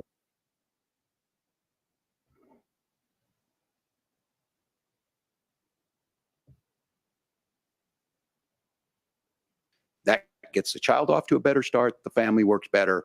We stay in their employers. We get more consistency in that. So Kamala Harris has made it a priority. We implemented it in Minnesota, and we see growth. That's how you become a pro-business state. But the negotiations on it, and here's the issue. Those big companies are able to offer it. Those of you out there who don't have it, just imagine what happens if you get cancer or your child gets sick. We know what happens. You end up staying home. In some places, that means no paycheck because you've got no protection on that. This is the case of an economy that Donald Trump has set for the wealthiest amongst us. He's willing to give those tax breaks to the wealthiest. He's willing to say, bust those unions up, do whatever. What we're saying is the economy works best when it works for all of us. And so a paid family medical leave program, and I will tell you, go to the families or go to the businesses and ask them. As far as childcare on this, you have to take it at both the supply and the demand side. You can't expect the most important people in our lives to take either our children or our parents to get paid the least amount of money. And we have to make it easier for folks to be able to get into that business and then to make sure that folks are able to pay for that. We were able to do it in Minnesota, and I'm still telling you this. We were listed as the best state. We're still in crisis on this. A federal program of paid family medical leave and help with this will enhance our workforce, enhance our families, and make it easier to have the children that you want. Governor, your time is up. Senator, do you support a national paid leave program? And if so, for how long should employers be mandated to pay their employees while they are home taking care of their newborn? You have 2 minutes. Yeah, well, first of all, Margaret, a number of my Republican colleagues and some Democrats, too, have worked on this issue. And I think there is a bipartisan solution here because a lot of us care about this issue. I mean, look, I speak from this very personally because I'm married to a beautiful woman who is an incredible mother to our 3 beautiful kids, but is also a very, very brilliant corporate litigator. And I'm so proud of her. But being a working mom, even for somebody with all of the advantages of my wife, is extraordinarily difficult. And it's not just difficult from a policy perspective. She actually had access to paid family leave because she worked for a bigger company. But the cultural pressure on young families and especially young women I think makes it really hard for people to choose the family model they want. A lot of young women would like to go back to work immediately. Some would like to spend a little time home with the kids. Some would like to spend longer at home with the kids. We should have a family care model that makes choice possible. And I think this is a very important substantive difference between Donald Trump and Kamala Harris's approach.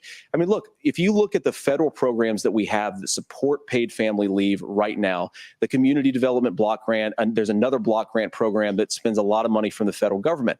These programs only go to one kind of childcare model. Let's say you'd like your church maybe to help you out with childcare. Maybe you live in a rural area or an urban area and you'd like to get together with families in your neighborhood to provide childcare in the way that makes the most sense. You don't get access to any of these federal monies. We want to promote choice in how we deliver family care and how we promote childcare, because look, it is unacceptable.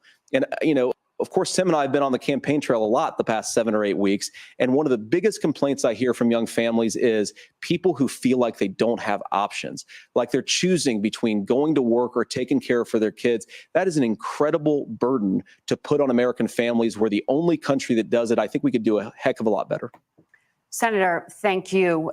You have also said, Senator Vance, many things about the American family. The Federal Reserve says parents will spend nearly as much on childcare as they do on housing each month. So I want to get your thoughts on this. President Trump recently said, as much as childcare is talked about as being expensive, it's relatively speaking not very expensive compared to the kinds of numbers we'll be taking in. Is President Trump committed to the $5,000 per child tax credit that you have described? You have 1 minute. Well, what President Trump said, Margaret, I just want to defend my running mate here a little bit, is that we're going to be taking in a lot of money by penalizing companies for shipping jobs overseas and penalizing countries who employ slave laborers and then ship their products back into our country and undercut the wages of American workers. It's the heart of the Donald Trump economic plan. Cut taxes for American workers and American families. Cut taxes for businesses that are hiring and building companies in the United States of America. Sorry for the buffering. But penalize companies and countries that are shipping jobs overseas. That's the heart of the economic proposal. And I think what President Trump is saying is that when we bring in this additional revenue with higher economic growth, we're going to be able to provide paid family leave, childcare options that are viable and workable for a lot of American families. Can you clarify how that will solve the childcare shortage? Well, because as Tim said, a lot of the childcare shortage is we just don't have enough resources going into the multiple people who could be providing family care options.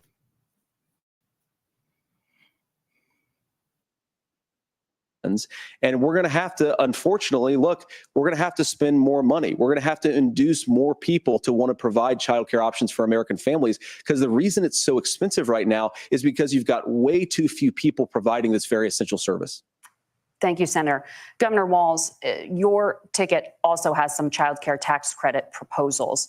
Do you think Congress will agree to the $6,000 credit for newborns and $3,000 credit for children over the age of 6, as your campaign has promised? Is that realistic?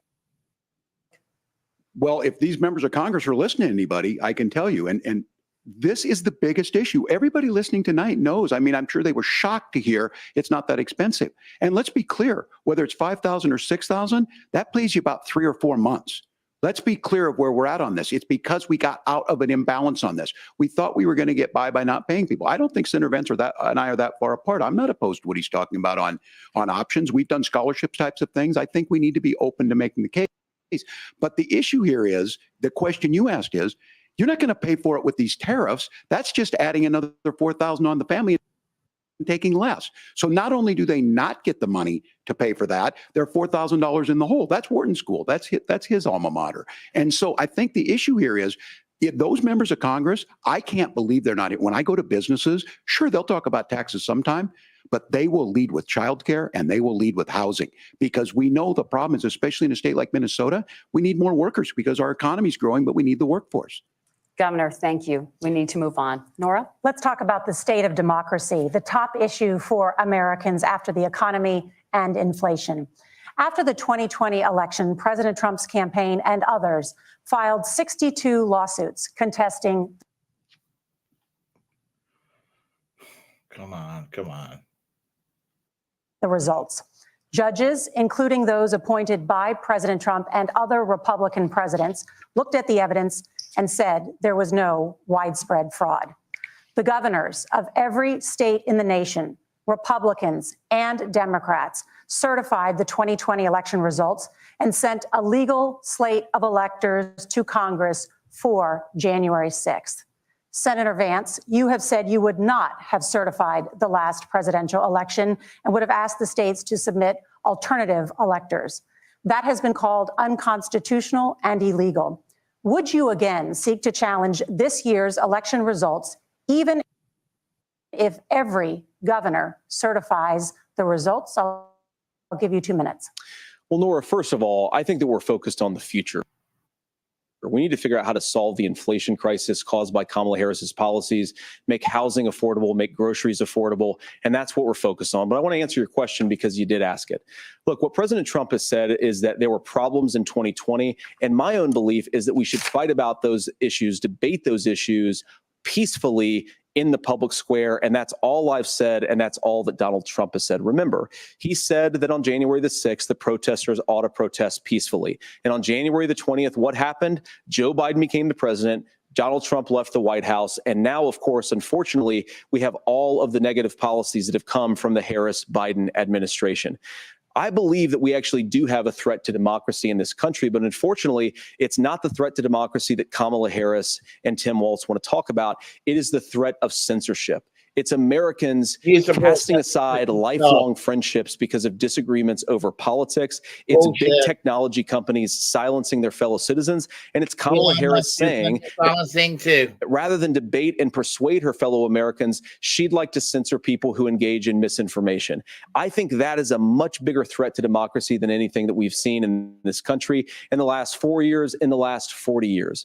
Now, I'm really proud, especially given that I was raised by two lifelong blue-collar Democrats, to have the endorsement of Bobby Kennedy Jr. and Tulsi Gabbard, lifelong leaders in the Democratic coalition. And of course, they don't agree with me and Donald Trump on every issue. We don't have to agree on every issue, but we're united behind a basic American First Amendment principle that we ought to debate our differences. We ought to argue about them. We ought to try to persuade our fellow Americans. Kamala Harris is engaged in censorship at an industrial scale. She did it during COVID. She's done it over a number of other issues. And that to me is a much bigger threat to democracy than what Donald Trump said when he said that protesters should peacefully protest on January the 6th. Governor? Well, I've enjoyed tonight's debate. I think there was a lot of commonality here, and I'm sympathetic to misspeaking on things, and I think I might have with the senator. Me too, man. There's one though that this one is troubling to me, and I say that because I think we need to tell the story. Donald Trump refused to acknowledge this. And the fact is that I don't think we can be the frog in the pot and let the boiling water go up. He was very clear. I mean, he lost this election and he said he didn't. 140 police officers were beaten at the Capitol that day, some with the American flag, several later died. And it wasn't just in there. In Minnesota, a group gathered on the state capitol grounds in St. Paul and said, we're marching to the governor's residence and there may be casualties. The only person there was my son and his dog, who was rushed out crying by state police. That issue and Mike Pence standing there as they were chanting, hang Mike Pence. Mike Pence made the right decision. So, Senator, it was adjudicated over and over and over. I worked with kids long enough to know, and I said as a football coach, sometimes you really want to win, but the democracy is bigger than winning an election. You shake hands, and then you try and do everything you can to help the other side win. That's what was at stake here. Now, the thing I'm most concerned about is the idea that imprisoning your political opponents, already laying the groundwork for people not accepting this. And a president's words matter. A president's words matter. People hear that. So I think this issue of settling our differences at the ballot box, shaking hands when we lose, being honest about it, but to deny what happened on January 6th, the first time in American history that a president or anyone tried to overturn a fair election and the peaceful transfer of power. And here we are 4 years later in the same boat. I will tell you this, that when this is over, we need to shake hands this election and the winner needs to be the winner. This has got to stop. It's tearing our country apart. Margaret? Senator Vance, did you want to respond to that? Yeah, well, look, Tim, first of all, it's really rich for Democratic leaders to say that Donald Trump is a unique threat to democracy when he peacefully gave over power on January the 20th, as we have done for 250 years in this country. We are going to shake hands after this debate and after this election. And of course, I hope that we win, and I think we're going to win. But if Tim Walz is the next vice president, he'll have my prayers, he'll have my best wishes, and he'll have my help whenever he wants it. But we have to remember that for years in this country, Democrats protested the results of elections. Hillary Clinton in 2016 said that Donald Trump had the election stolen by Vladimir Putin because the Russians bought like $500,000 worth of Facebook ads. This has been going on for a long time. And if we want to say that we need to respect the results of the election, I'm on board. But if we want to say, as Tim Walz is saying, that this is just a problem that Republicans have had, I don't buy that. Governor. January 6th was not Facebook ads. And I think a revisionist history on this. Look, I don't understand how we got to this point. But the issue was that happened. Donald Trump can do it. And all of us say there's no place for this. It has massive repercussions. This idea that there's censorship to stop people from threatening to kill someone, threatening to do something, that's not censorship. Censorship is book banning. We've seen that. We've seen that brought up. I just think for everyone tonight, and I'm going to thank Senator Vance, I think this is the conversation they want to hear. And I think there's a lot of agreement. But this is one that we are miles apart on. This was a threat to our democracy in a way that we had not seen. And it manifested itself because of Donald Trump's inability to say. He is still saying he didn't lose the election. I would just ask that. Did he lose the 2020 election? Tim, I'm focused on the future. Did Kamala Harris censor Americans from speaking their mind in the wake of the 2020 COVID situation? That is a damning non-answer. It's a damning non-answer for you to not talk about censorship. Obviously, Donald Trump and I think that there were problems in 2020. We've talked about it. I'm happy to talk about it further. But you guys attack us for not believing in democracy. The most sacred right under the United States democracy is the First Amendment. You yourself have said there's no First Amendment right to misinformation. Kamala Harris wants to use the power of government and big tech to silence people from speaking their minds. That is a threat to democracy that big tech basically is loyal to the deep state. Will long outlive this present political moment. I would like Democrats and Republicans to both reject censorship. Let's persuade one another. Let's argue about ideas, and then let's come together afterwards. You can't yell fire in a crowded theater. That's the test. That's the Supreme Court test. Tim, fire in a crowded theater. You guys wanted to kick people off. Come on now, really? Facebook for saying that toddlers shouldn't wear masks. Senator, the governor does have the floor. Fire in a crowded theater. That is criticizing the policies of the government, which is the right of every American. Senator, the governor does have the floor for 1 minute to respond to you. Yeah, well, I don't run Facebook. What I do know is I see a candidate out there who refused and. Oh, God. Now, again, and this, I'm pretty shocked by this. He lost the election. This is not a debate. It's not anything anywhere other than in Donald Trump's world. Because look, when Mike Pence made that decision to certify that election, that's why Mike Pence isn't on this stage. What I'm concerned about is, where is the firewall with Donald Trump? Where is the firewall if he knows he could do anything, including taking an election, and his vice president's not going to stand to it? That's what we're asking you, America. Will you stand up? Will you keep your oath of office, even if the president doesn't? And I think Kamala Harris would agree. She wouldn't have picked me if she didn't think I would do that, because of course that's what we would do. So America, I think you've got a really clear choice on this election of who's going to honor that democracy and who's going to honor Donald Trump. Governor, your time is up. Thank you, gentlemen. We will be right back with both of our candidates. The CBS News vice presidential debate continues.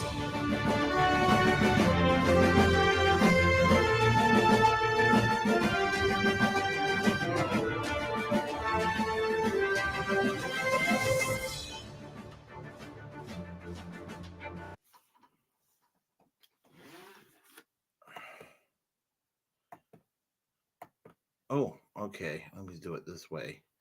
Yeah, of course. I mean, we know that these people are full of shit. So there is that. And I guess this is a commercial break. I when Jimmy signed off because she had somewhere to go. Um, it was a commercial break. I wasn't fully realizing that because I'm tanked up right now. But I can't stand it when these candidates accuse the other of something that they're guilty of themselves, as if we got to go and respect them because they went and they're making these accusations and trying to be a cut above it off. You could tell I'm drunk as shit saying this. I would have sounded a hell of a lot better sober saying what I needed to say and be a little more coherent. But suffice to say, we know. Let's see. Where is Butch Ware? Why isn't he on the stage? I agree. And Jill Stein and Cornel West should have been on the stage debating Trump and Harris. There you have it. And all of that. So anyway, yeah. So that's where we're at right now with the commercial break. And all of that. I don't know if I guess this thing probably will last more or less to 11 o'clock. I'll probably go to Denny's or Waffle House as soon as the debate's over. I'll probably make a cup of coffee here before I do that because I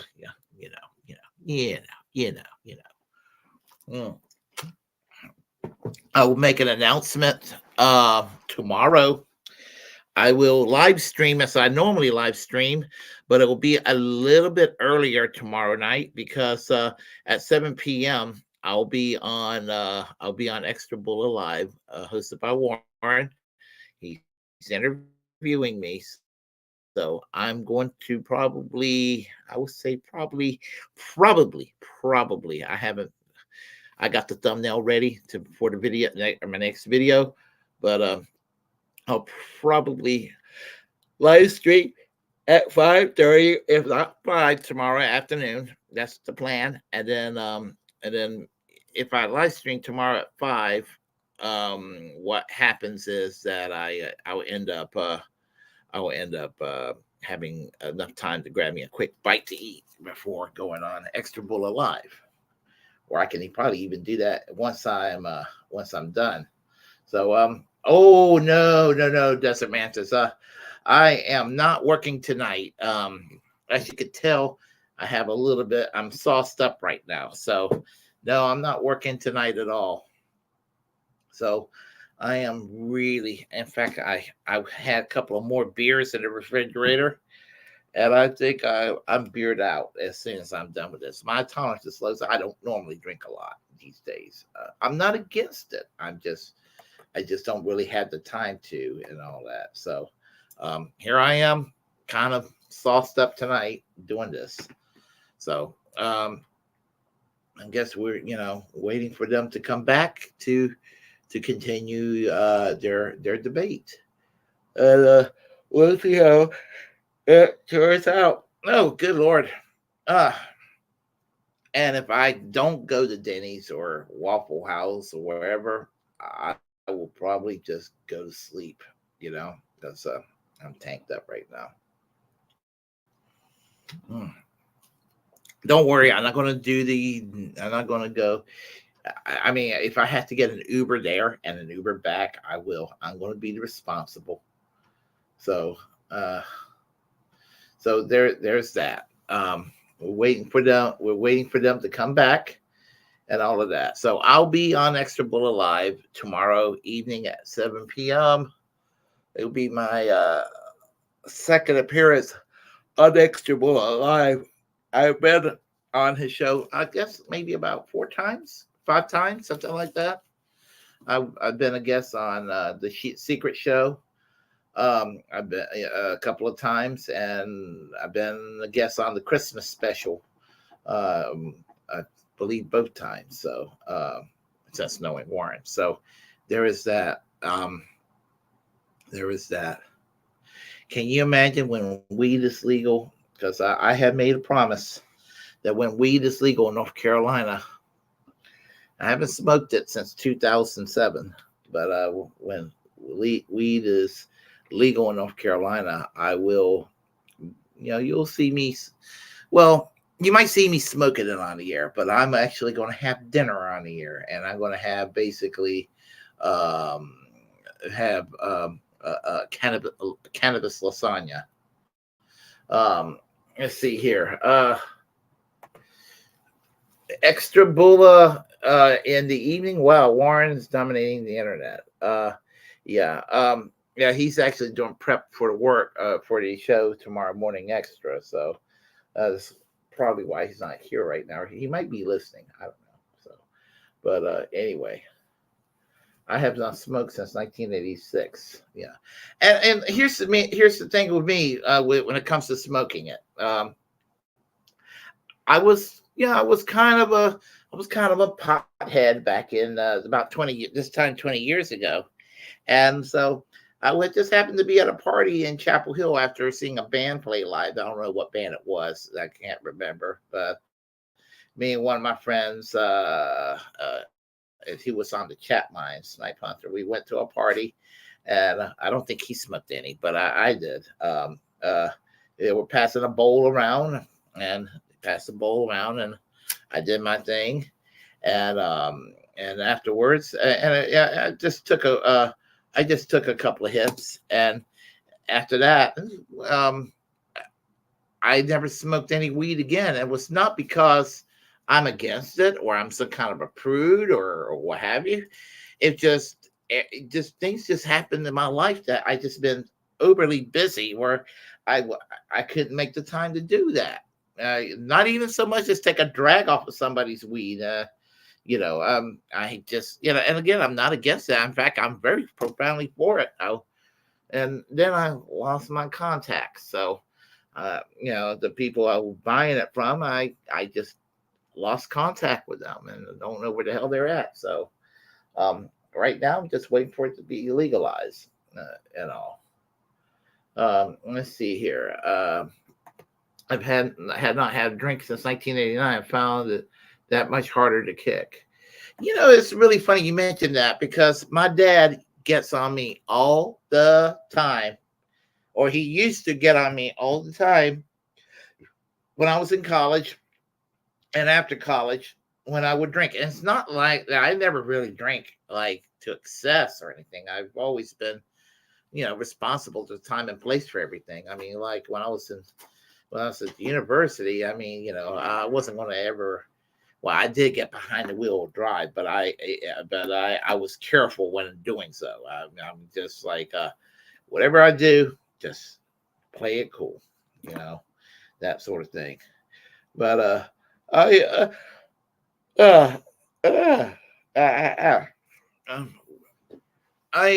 again, just. And I tell you, the first couple of times I cut back on my drinking had a lot more to do with was when I was losing the weight, and it was just like they're just unneeded calories. So, but my dad hardly ever drinks. He's borderline teetotaler. And my mom, she's not the drinker either, but she's a little more open about it. So when I was growing up, a bottle of wine will last about a year in the refrigerator. A 6-pack of beer will last about a year in the refrigerator. And but as I said, my mother's a little more relaxed about it. So if there's an occasion where there's some drinking going on, she would have a beer, she would have a glass of wine, and she would just kind of give it up at that.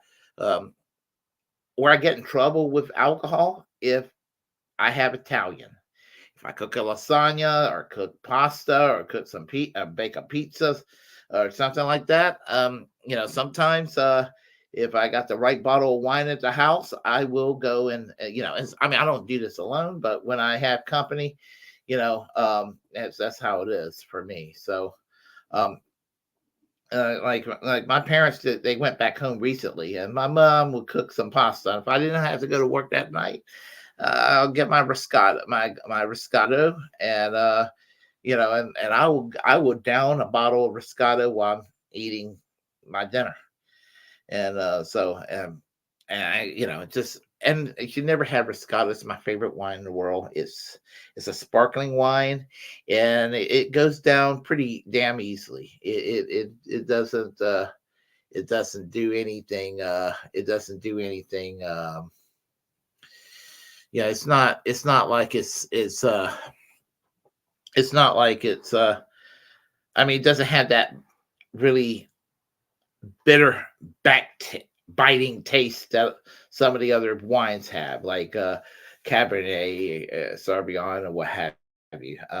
Because when I'll drink that, I mean, and I'll drink it, but it would just have that really back bite to it, and that's just, I'm like, no, I can't do that. So, Riscato is a sparkling wine. So it's a light sparkling wine, and it's pretty relaxed. So I hit bottom in 1989. I went 1 week on a 1 week bender and decided to check myself into an alcohol rehab program.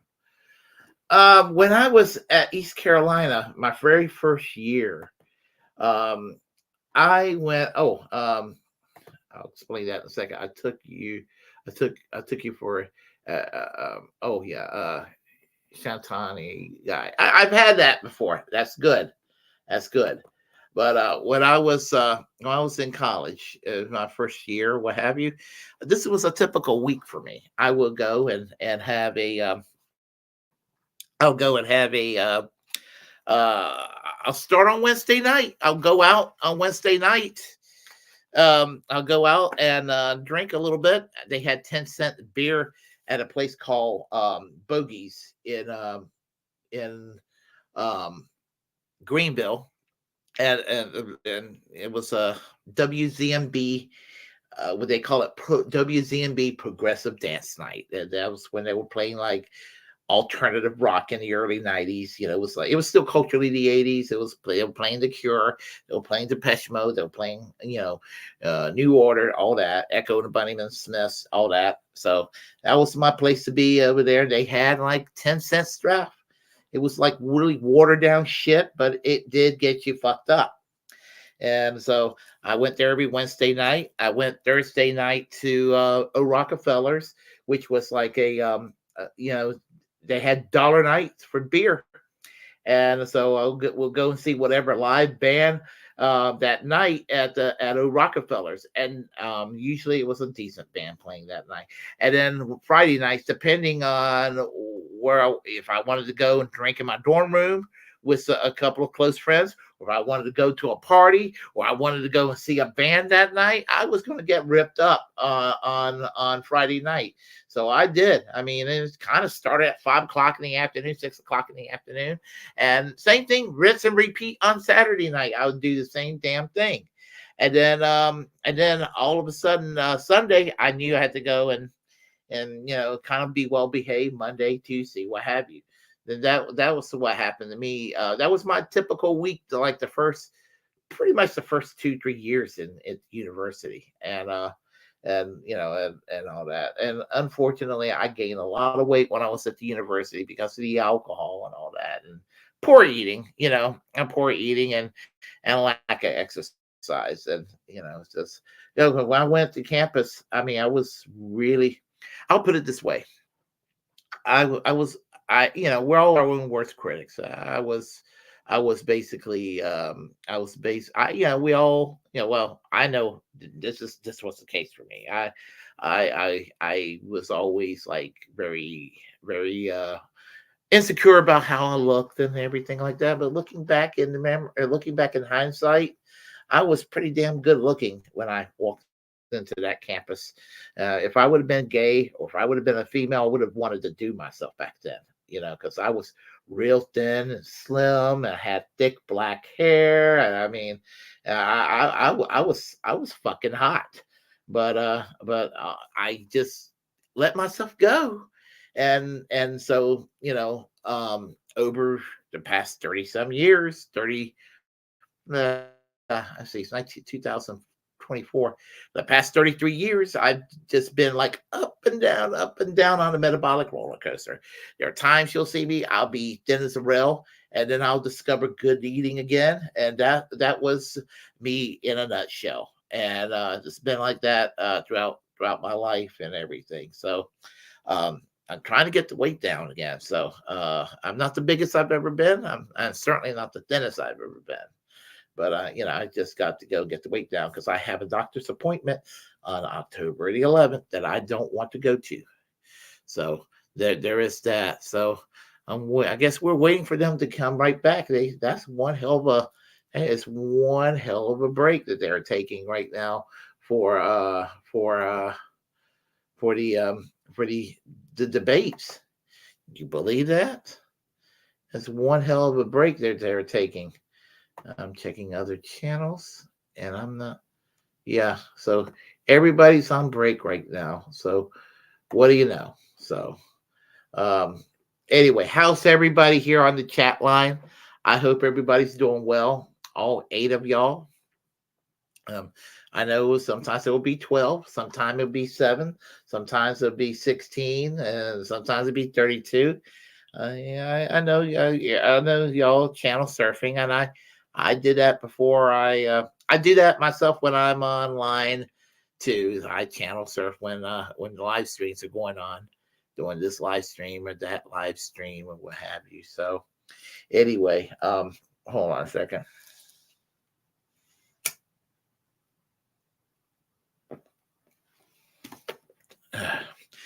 I want to drink a toast to my subscribers in my audience.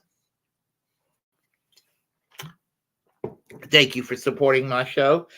Thank you for supporting my ranting and raving and whatever I have to say at the moment. I'm a political junkie, and I do this as a labor of love.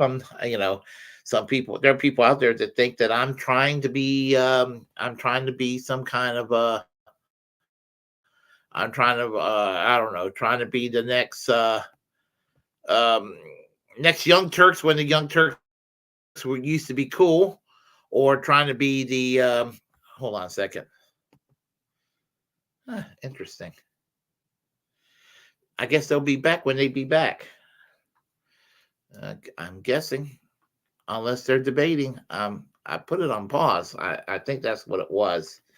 Hopefully they're debating again. They're still. Looks like they're still. I don't know. Looks like something is trying to get on the screen again. We'll see what happens.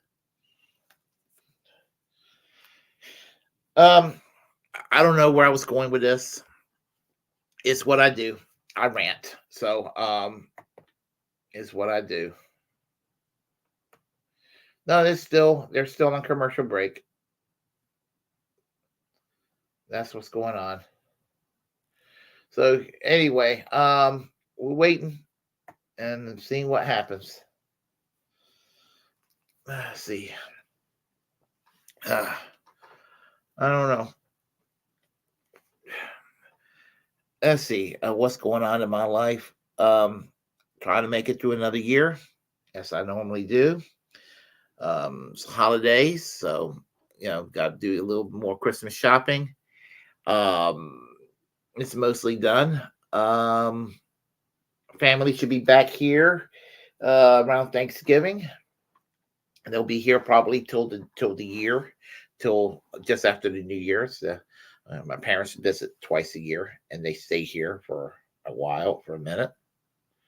So, hold on. Looks like we're getting looks like we're getting something going on over here again. So, we'll be patient with this screen because I see the little circle going around. Nope. Nothing's going on. So, anyway, there's that. I'm taking a trip to Scotland, probably in late July, early August. I'm trying to scrape my pennies together. I will probably live stream a little bit while I'm there. Looking forward to that. I'll probably use my mobile phone when doing so. So it'll all be good. Just showing everybody Scotland and all of that. So I'm gonna go fly to London. This is the plan. To fly to London, kind of chill the first evening, then spend one full day in London. Yeah, me and Patty, we're gonna spend one full day in London, and then she and I are gonna get on a train the next day. We're gonna head on to Edinburgh, Scotland, spend a few days there, do our sightseeing, and then probably take the train back to London. There is a person that hosts I host the Willy Bragg show that I've interviewed that lives in London. She's an author, and we'll probably visit her. And her name is Angie Moon. She's cool. And then head on back to London, and then fly back to Boston. So that's the plan right there. And so gonna have a good time and all that. So spend a little time out of the country again. I was in Ireland in 2019. We spent about a week in Ireland. It was in Dublin mostly, and Galway. And so my advice to each and every one, she ever decide to go visit Ireland, if she's never been to Ireland, start with the city of Galway, then do Dublin, and then take it from there. You can go down to the south part of the country, or you can go visit Northern Ireland. I'm planning to go and visit Northern Ireland this time when we're in Scotland, because I just wanted to be there too. So there is that. And I've been let's see, I've been to England, I've been to France. So I've done a little bit of traveling over the years, and I'm glad that when the traveling takes place. So I got some traveling. That under my belt. So, oh, by the way, Jimmy Carter became 100 years old, I believe, yesterday. Isn't that awesome? And I should have commented on that online, but I didn't. So shame on me. But I guess there's no time like the present. So anyway, I guess we could play a video until then. So let me just go ahead and do that. Let me see what we can do here. Give me a moment here, and we'll do that. Waiting for the debate to take place here. Let's go ahead and see what we got here. All right.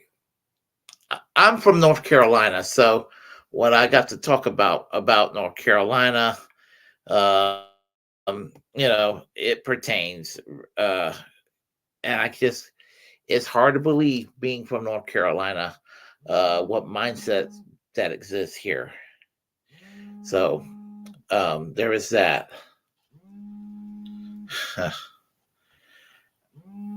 Welcome back to the CBS News Vice Presidential Debate. It is now time for the closing statements. Senator Vance won the virtual coin toss and elected to go last. So, Governor Walz, you are first. You have 2 minutes. Well, thank you, Senator Vance. Thank you to CBS News. And most importantly, thank you to all of you. If you're still up and the folks who miss Dancing with Our Stars, I appreciate it. But look, the support of the democracy matters. It matters that you're here. And I'm as surprised as anybody of this coalition that Kamala Harris has built, from Bernie Sanders to Dick Cheney to Taylor Swift, and a whole bunch of folks in between there. And they don't all agree on everything, but they are truly optimistic people. They believe in a positive future of this country, and one where our politics can be better than it is. And I have to tell you, that better than it is the sense of optimism that there can be an opportunity economy that works for everyone, not just to get by, but get ahead. And the idea that freedom really means something, not the freedom of government to be in your bedroom or exam room, but the freedom for you to make choices about yourself. Now, look, we all know who Donald Trump is. He's told us, and as Maya Angelou said, believe him when he told you that. His first inaugural address talked about American carnage, and then he spent 4 years trying to maybe do that. Senator Vance tonight made it clear he will stand with Donald Trump's agenda. He will continue to push down that road. Excuse me. Kamala Harris. Hold on. Sorry about that.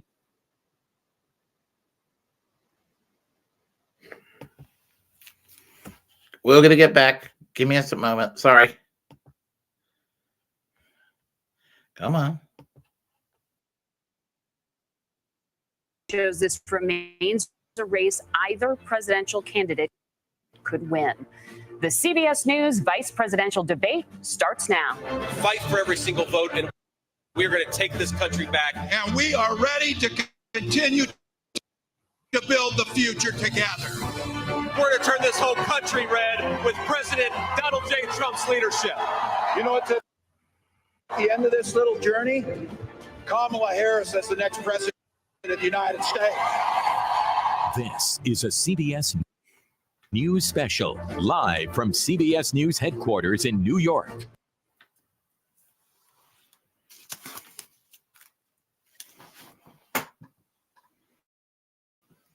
Oh, gosh.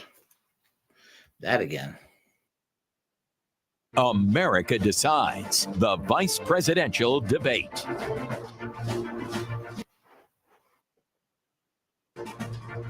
Good evening. I'm Nora O'Donnell, and thank you for joining us for tonight's CBS News vice presidential debate. We want to welcome our viewers on CBS, on other networks here in the U.S.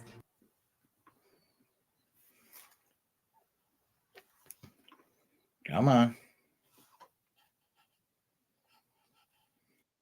And around the world. We have a consequential night ahead, and our focus is the issues that matter to you, the voter. Let's introduce the candidates. Minnesota's Democratic Governor Tim Walz and Ohio's Republican Senator J.D. Vance tonight meeting for the first time.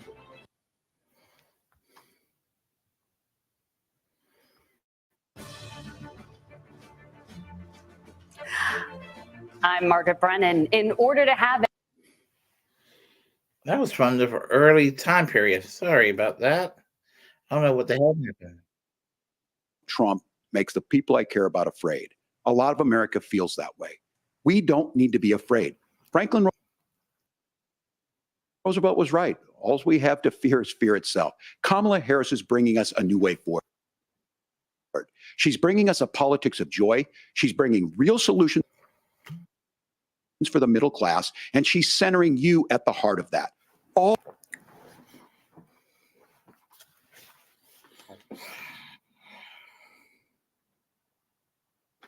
Come on. All the while asking everyone, join this movement, make your voices heard. Let's look for a new day where everybody gets that opportunity and everybody gets a chance to thrive. I humbly ask for your vote on November 5th for Kamala Harris. Governor Walz, thank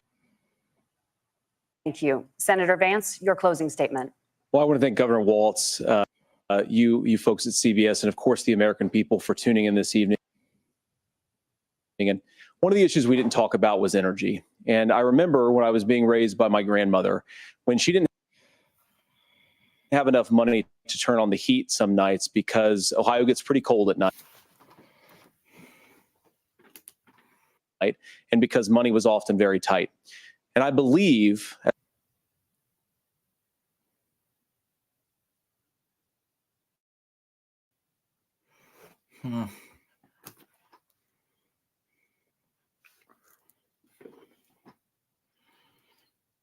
I'm sorry about this, folks. as a person who wants to be your next vice president, that we are a rich and prosperous enough country where every American, whether they're rich or poor, ought to be able to turn on their heat in the middle of a cold winter night. That's gotten more difficult thanks to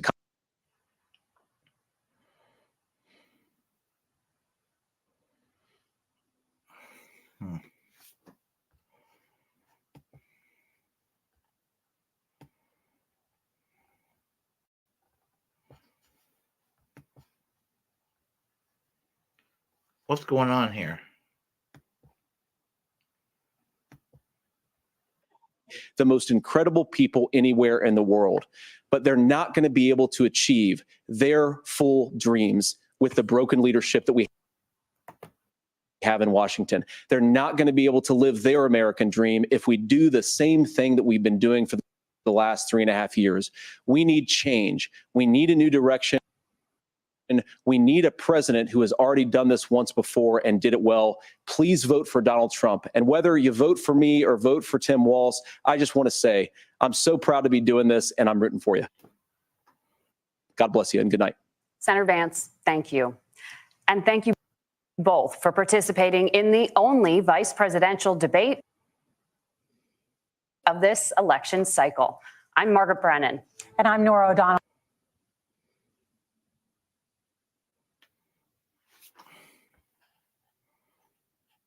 And a reminder, there are just 35 days until Election Day.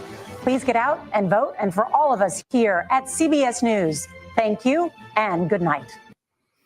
Good night. Looks like the week's over.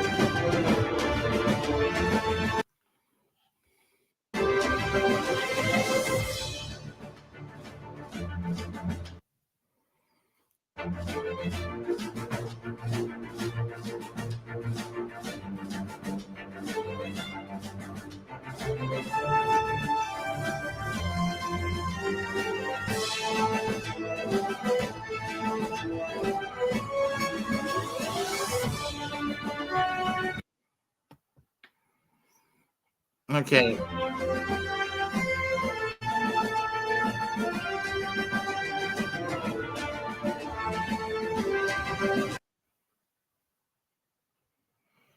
Okay, am I that drunk that the debate's over? I guess it is. So,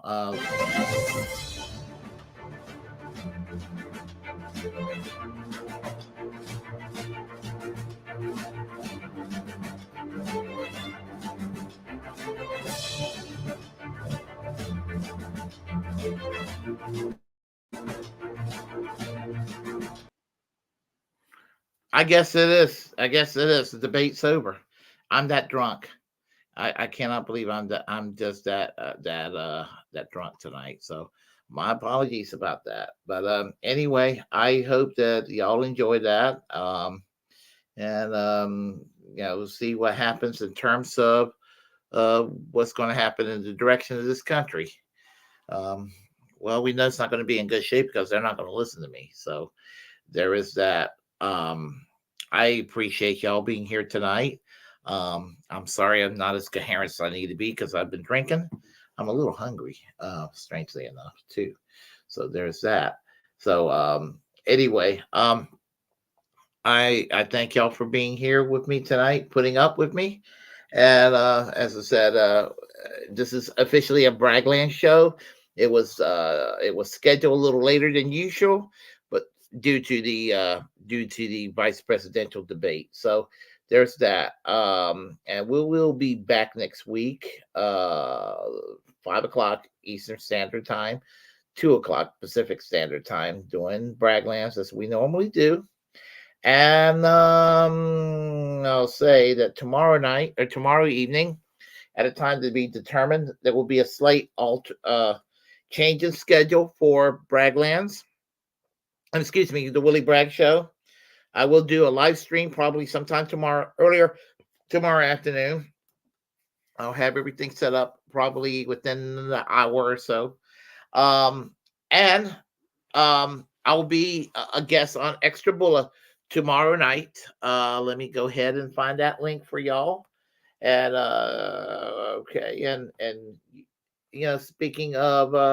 speaking of Extra Bulla, y'all go ahead and subscribe to Warren's channel if you haven't, and see how everything turns out. So let me go ahead and find the channel because that's what I'm going to do. And if I was more energetic, I would actually go on some of the other channels to go and say hello to everyone and all of that. But until then, I will go ahead and share with y'all the link Well, it's all well, this thumbnail anyway. Let's see. Oh, great title. I will be back tomorrow night on Extra Bulla, 7 p.m. So there I am, as you can see. And I'll be interviewed tomorrow night over there, and it'll be a good time, and all that good stuff. So anyway, if you like what you heard, please press like and comment anyway. If you disagree with what I have to say, feel free to share the content on this channel. As the First Amendment absolute, this is my duty to inform you to create your own platform and utilize it, because we are, in fact, the muckrakers of our time. Also, remember to subscribe to the Willy Bragg Show and subscribe to all the other platforms that I'm on. And remember also to reject corporate media. Reject corporate media, of course, and to free and pardon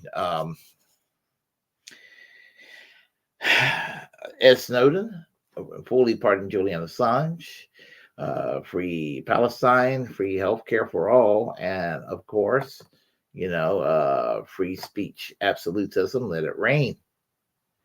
So we'll do that, and I will see y'all next week on Braggland, and see y'all tomorrow on both the Willy Bragg Show and on Extra Bulla Live. Take care. Have a great one.